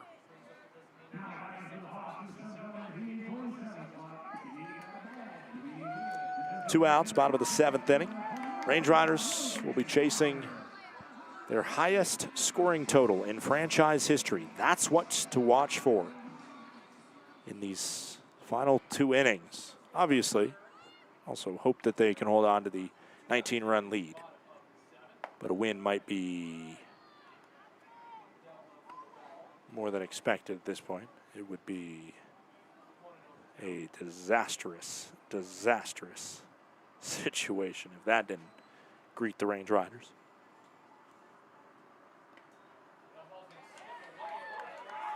This one gets by.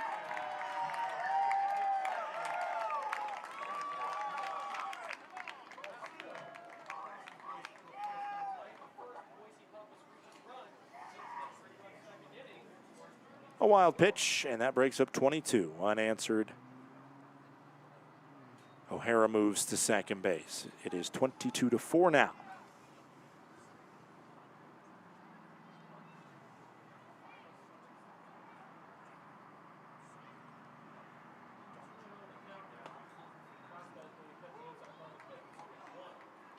Count goes to 2-1 after that one.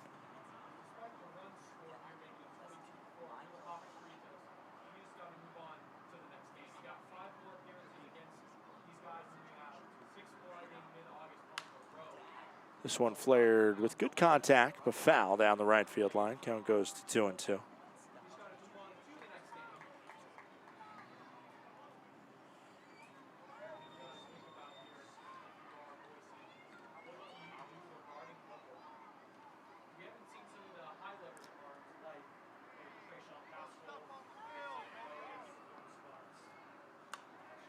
This one also hit foul. Count stays 2 balls, 2 strikes, 2 outs. Bottom of the 7th inning.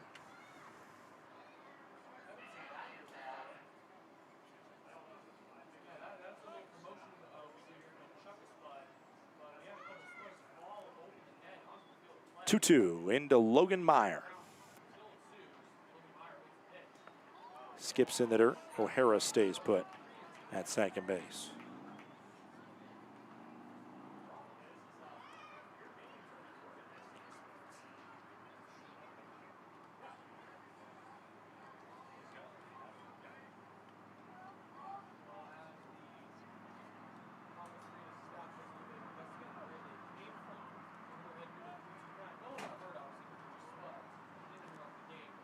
(3-2) pitch in, and it's ball 4, and this is not what you want to see. A second walk issued this inning by Wade, working with a 18-run advantage. As Boise more than happy to keep this game slowed down.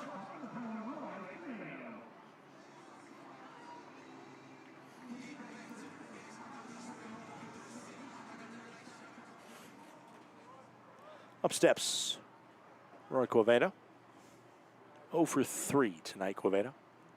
This is the pitcher, this is the batter you definitely got to throw to with the 175 batting average.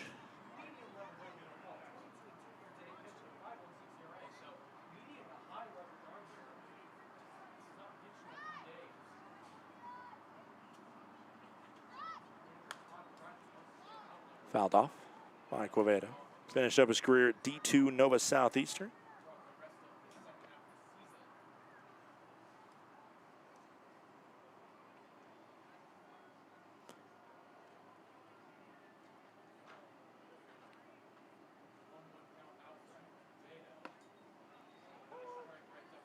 Called strike.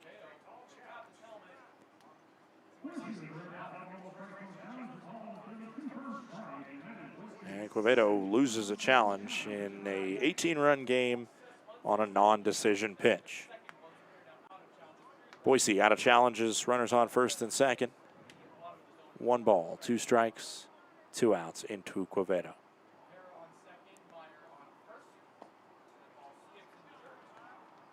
Two and two goes the count.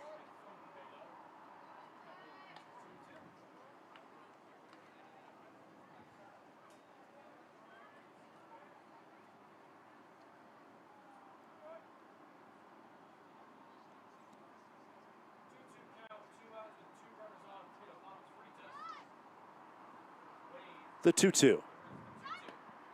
Did he go? Yes, he did. Swing and strike 3. 1 run on just 1 hit from the Boise Hawks. It's 22-4 as we head to the 8th.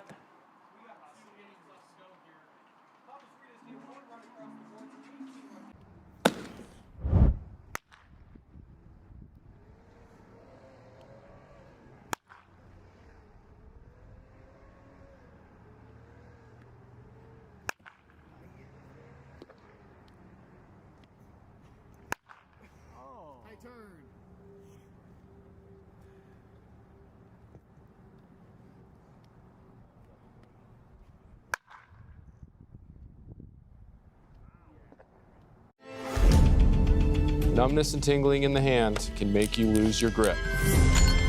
Hi, I'm Dr. Nate Fogel. I'm an orthopedic surgeon and hand specialist here at Logan Health. Repetitive actions can lead to a condition called carpal tunnel. Left untreated, these symptoms can interfere with your daily life. Our fellowship-trained hand surgeons offer patient-specific care to help you regain control. Here's to getting a grip on life. Welcome to Magoo & Company, a third-generation family-owned business nestled in the heart of downtown Whitefish. We offer a dazzling array of diamonds, ethically sourced Montana sapphires, and captivating custom designs that capture the essence of Montana's natural beauty. From jewelry design and appraisals to cleaning, repairs, and gemologist consulting, your satisfaction is our priority. Experience the magic of Magoo & Company and discover the perfect piece to celebrate life's special moments.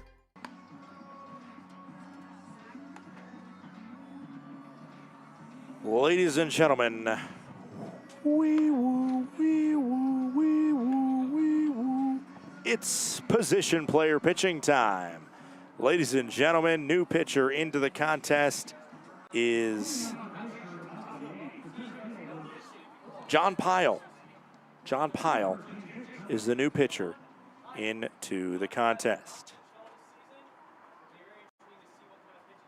Making his pitching debut and sees a called strike. Count goes to 0-1. This one hammered sky high to shallow right field.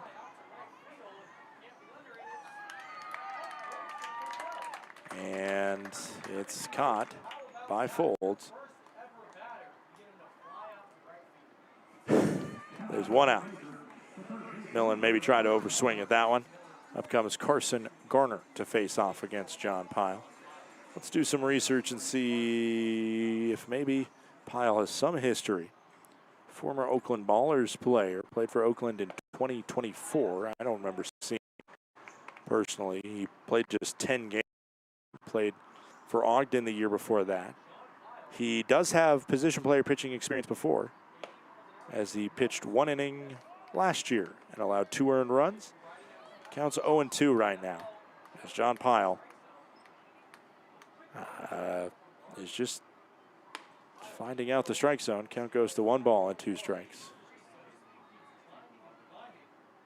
He allowed a home run in his 1 inning of work last year. This one the opposite way, and the layout. No, he did not catch it. It is a single into right field for Carson Garner. Again, the Range Riders are chasing their best ever scoring output.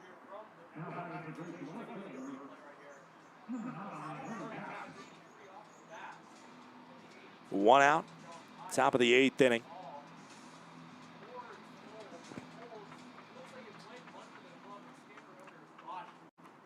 And there is now this one hit over to third. Could be a chance for 2. The throw for 1 is in time. Ruscio gets the fielder's choice that Brody Capps grounds into. Garner out, and there's 2 gone.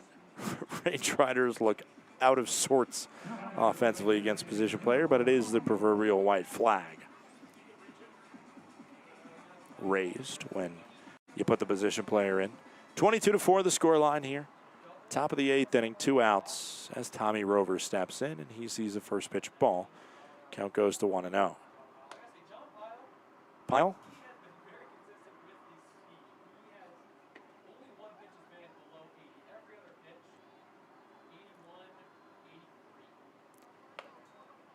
Fires that one, call the ball.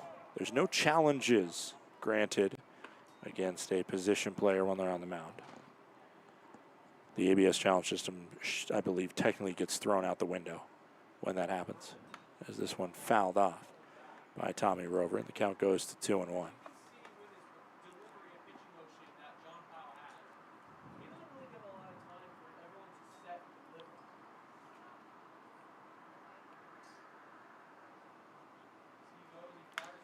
This one sky high to center field. Back to the track it goes, and the first shutout inning since the top of the 2nd. John Pyle turns down the Range Riders on 11 pitches as we head to the bottom of the 8th. It is Glacier 22, Boise 4.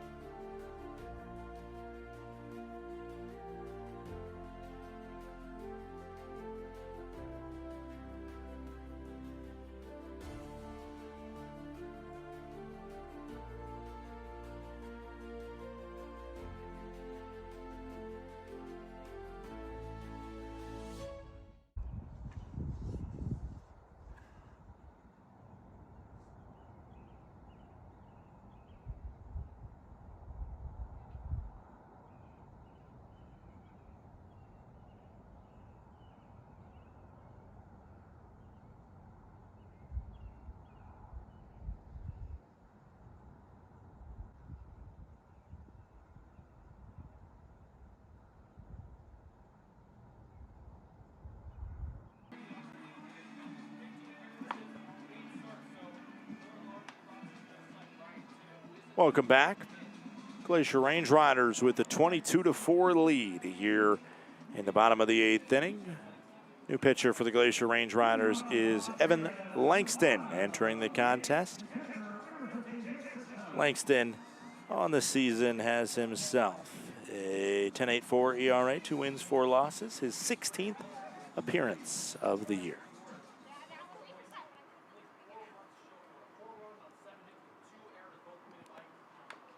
Foul scrape, Jacob Sisto, the leadoff batter.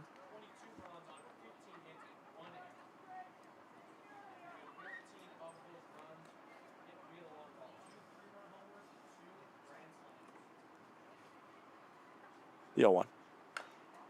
Tapped foul. Count goes to 0-2.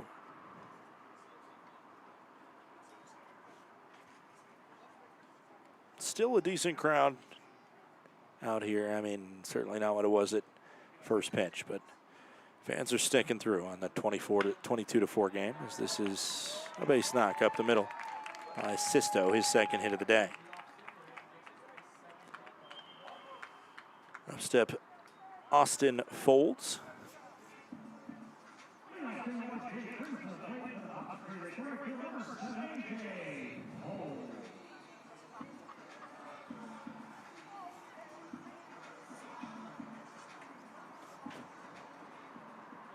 Folds actually goes by AJ Folds. First pitch misses, and the count goes to 1-0.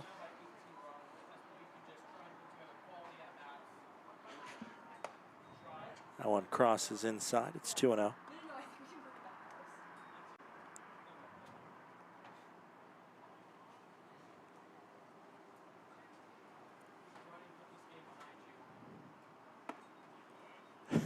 Folds every time. Tries to lean in to get hit by the pitch. He has a certainly funny way of moving about. 3 balls, no strikes from Langston. Not being held on first is Sisto. Ball 4. Langston missed on all 4. Just like the last half inning. Now what you want to see. Squad's up 18. Just want to see the strike zone be hit.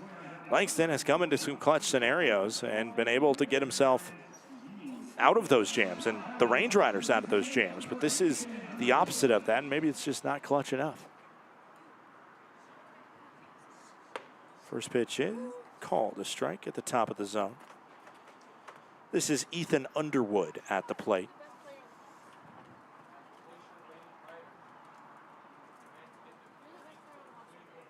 The 0-1, almost hit him. 1 ball and 1 strike.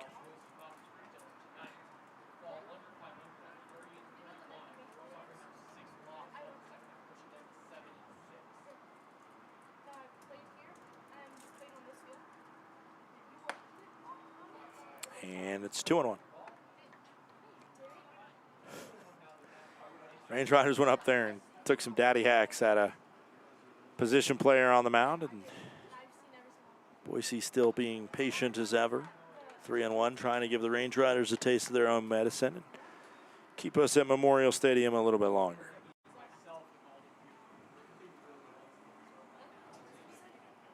Three balls, 1 strike. Hacked foul. On offer nearly dead center for Underwood. A 3-2. No out pitch. Range Riders need 6 more outs before allowing 18 or more runs. Last foul.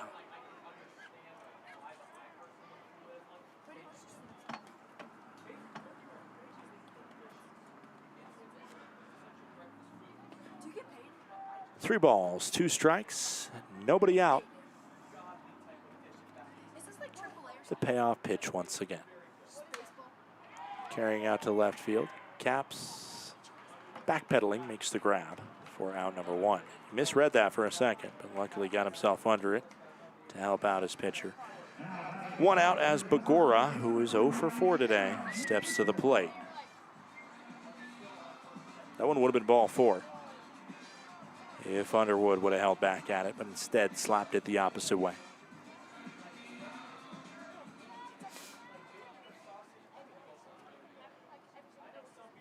One out, bottom of the 8th. The bottom of the zone. Count goes to 0-1.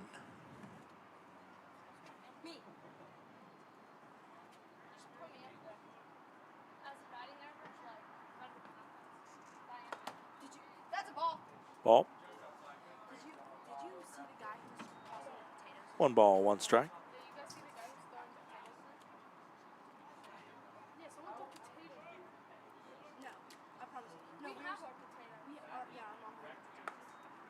Called a strike. 1-2 with 1 out.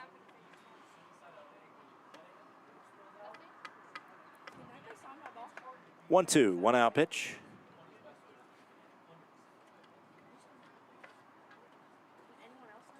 hit on the ground towards short. Fielded for 1, the throw for 2 is in time.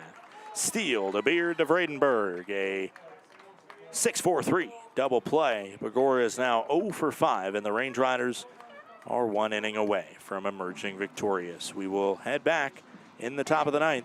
It is Range Riders 22, the Boise Hawks 4.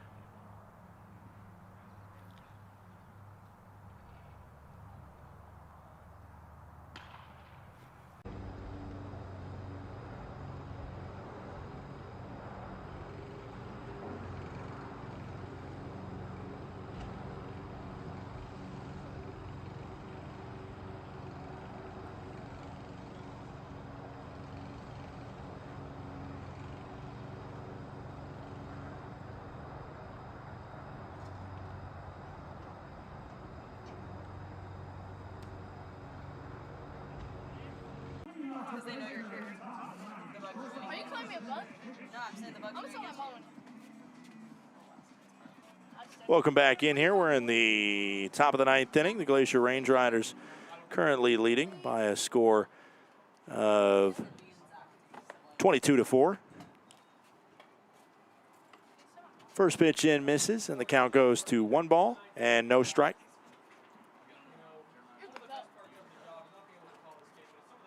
That one also misses.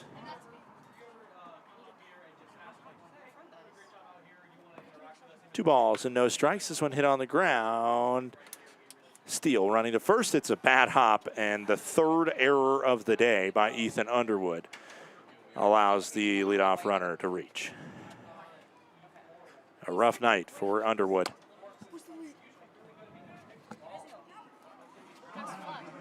Sorry, I was a little distracted to start that inning. It has gotten to the point in this contest where there is not a lot of fans around. The fans that are 2 kids, somewhere around like middle school age, I think. Came up to the window of my booth because you can access that from this stadium. Just talk right into it. And asked for me right at the end of that commercial break to sign their baseball. So I was trying to multitask and do that because why not? It's a 22-4 game. And, you know, it's good to feel loved. As Logan Beard laces this one hard to left field. It's a 104-mile-per-hour lineout from Beard. Range Riders up 22-4 in this contest. 3 outs away as it looks like it'll be Langston's game in the bottom of the 9th. Up steps Kyle Ashworth, his last time up. He walked the time before that. It was a grand slam, as this looks to be a chance for 2. Whoa. Oh, my goodness.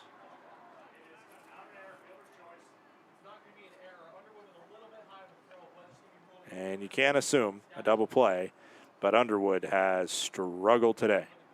Oh, Nelly. Should have been a double play, but it's the 2nd error of the inning. Oh, my goodness, I don't know. Underwood's offense. He's hitting .319. He's got 45 RBIs. Maybe he should be in there as a DH, but the way I've seen him play in my first time seeing this squad, probably not good enough. This one, a base knock into right field by Donovan Ratfield.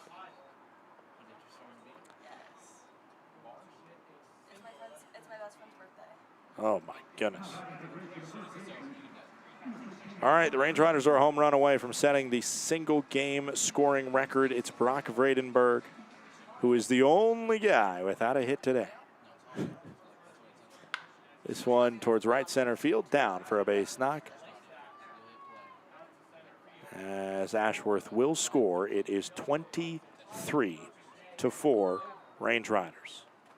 It'll be an unearned run, but it'll put the Range Riders 90 feet away from doing something that they haven't done since the first week of Range Rider existence. And that would be score 24 runs. The last time they were at this point, if they get to 24, as this one hits the zone on Jake Millen, who's 2 for 5 tonight. It was Sunday, May 29th, 2022. Again, the first Sunday game in Range Rider franchise history. And the Range Riders are 90 feet away from crossing Ratfield to home and making it the best ever offensive outpouring in franchise history. Swing and a miss. Millen punched out by John Pyle. And we head to the bottom of the ninth. The Range Riders will be 1 run short. As we'll be right back. Glacier 23, Boise 4. Thinking about where to host your next office event? Book the indoor event space at Glacier Bank Park. With a capacity up to 145 people, our indoor event space is a flexible, year-round venue ideal for accommodating receptions, conferences, and holiday parties. The spacious layout boasts impressive stadium and mountain views, providing the perfect setting for guests to mingle, network, and celebrate. Book your office party today at glacierbankpark.com. When injuries occur, it can feel like your goals are out of reach. I'm Dr. Karen Purser, an orthopedic surgeon and sports medicine specialist at Logan Health. If you injure a joint, muscle, or bone, our orthopedics and sports medicine specialists are here to help. Our highly specialized surgeons, clinicians, and physical therapists offer innovative treatments and the latest minimally invasive procedures to help you recover and return to activity faster and stronger so that you can reach your goal. Welcome to Magoo & Company, a third-generation family-owned business nestled in the heart of downtown Whitefish. We offer a dazzling array of diamonds, ethically sourced Montana sapphires, and captivating custom designs that capture the essence of Montana's natural beauty. From jewelry design and appraisals to cleaning, repairs, and gemologist consulting, your satisfaction is our priority. Experience the magic of Magoo & Company and discover the perfect piece to celebrate life's special moments.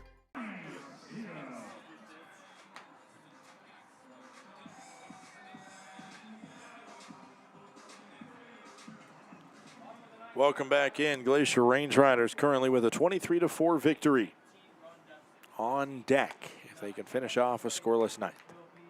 Called strike in Ryan Rosillo. Rosillo has a walk, but he's 0 for 3. That one ball.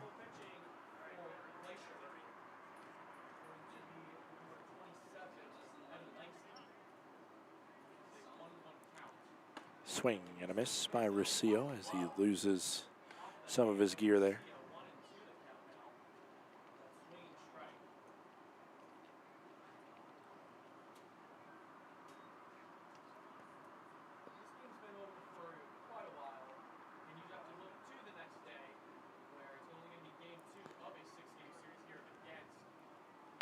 This one hit towards short. Hop at the last moment, Steele double pumps. And it's safe at first. And the Range Riders right now are dealing with the syndrome of being up by too much. I think that was a very uncharacteristic error by Steele.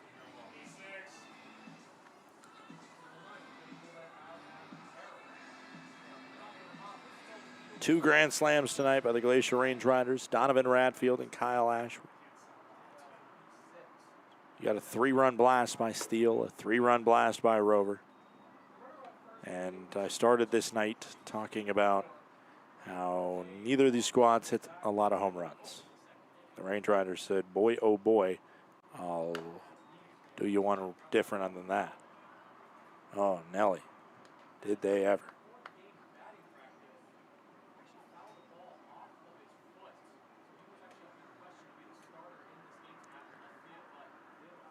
The 1-1.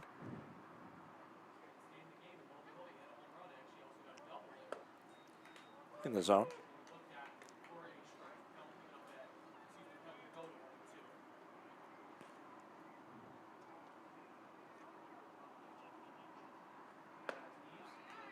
Called, strike 3. Langston punches out Neves. There's one out, bottom of the ninth. Michael O'Hara, who's been a difficult out, steps up to the plate now.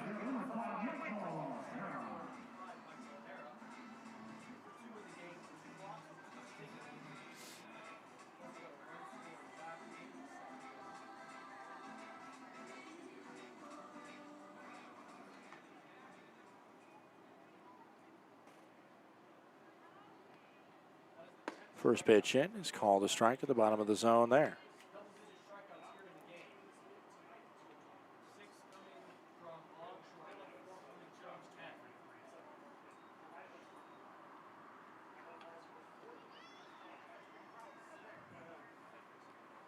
The 0-1, one out pitch. Upstairs, 1 ball, 1 strike.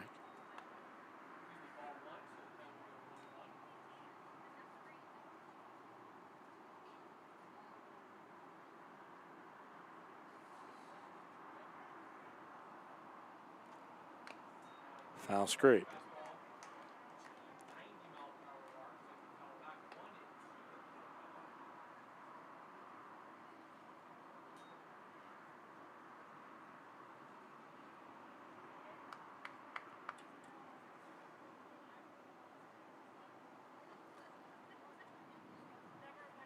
One-two. Did it catch the outside corner? No. Just missed it. Langston was that close to finding another strikeout. Range Riders do have a challenge in the back pocket. Didn't want to use it there, though.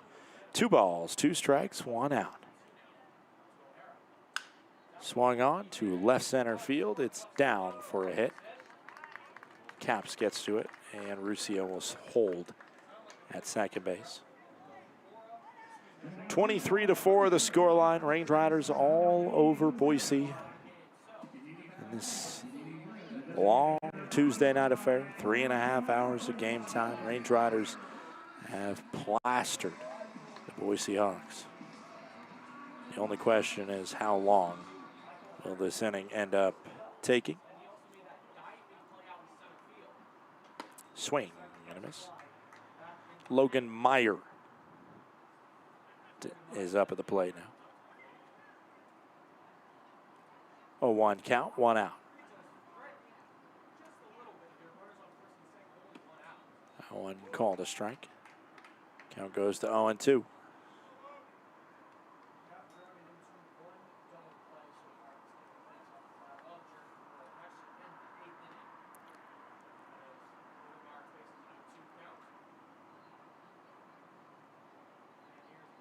Swing and a miss. Struck out, and now Quevedo is the last chance as Langston dealing, and he will get no earned runs in this inning. It just will be a matter of if there's anything unearned.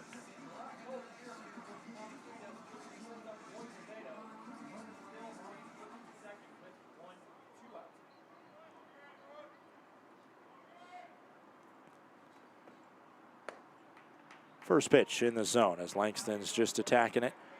Quevedo right now is 0 for 4 on the day. Did reach on the drop third strikeout when things got really testy in the second. It has been all Range Riders since that moment.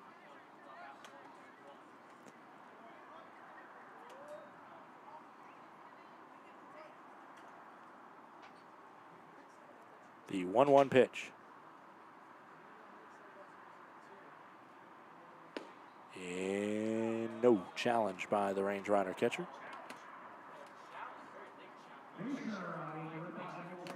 He'll lose it.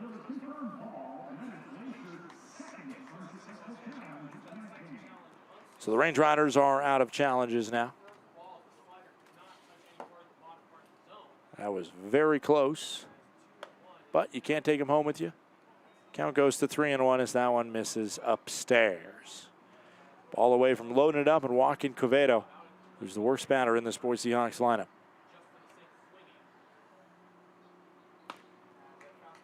It is a strike. Quevedo does not want to swing the bat.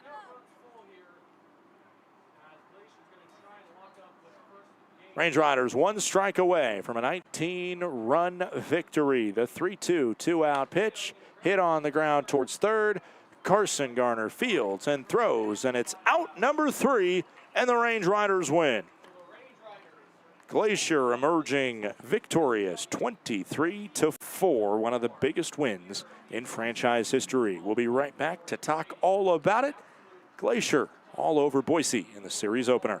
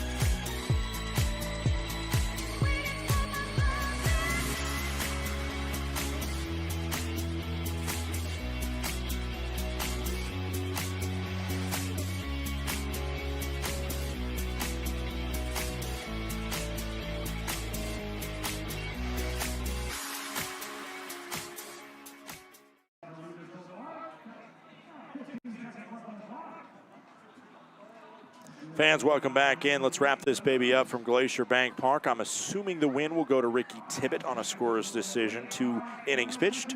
No earned runs, a strikeout for Tibbett.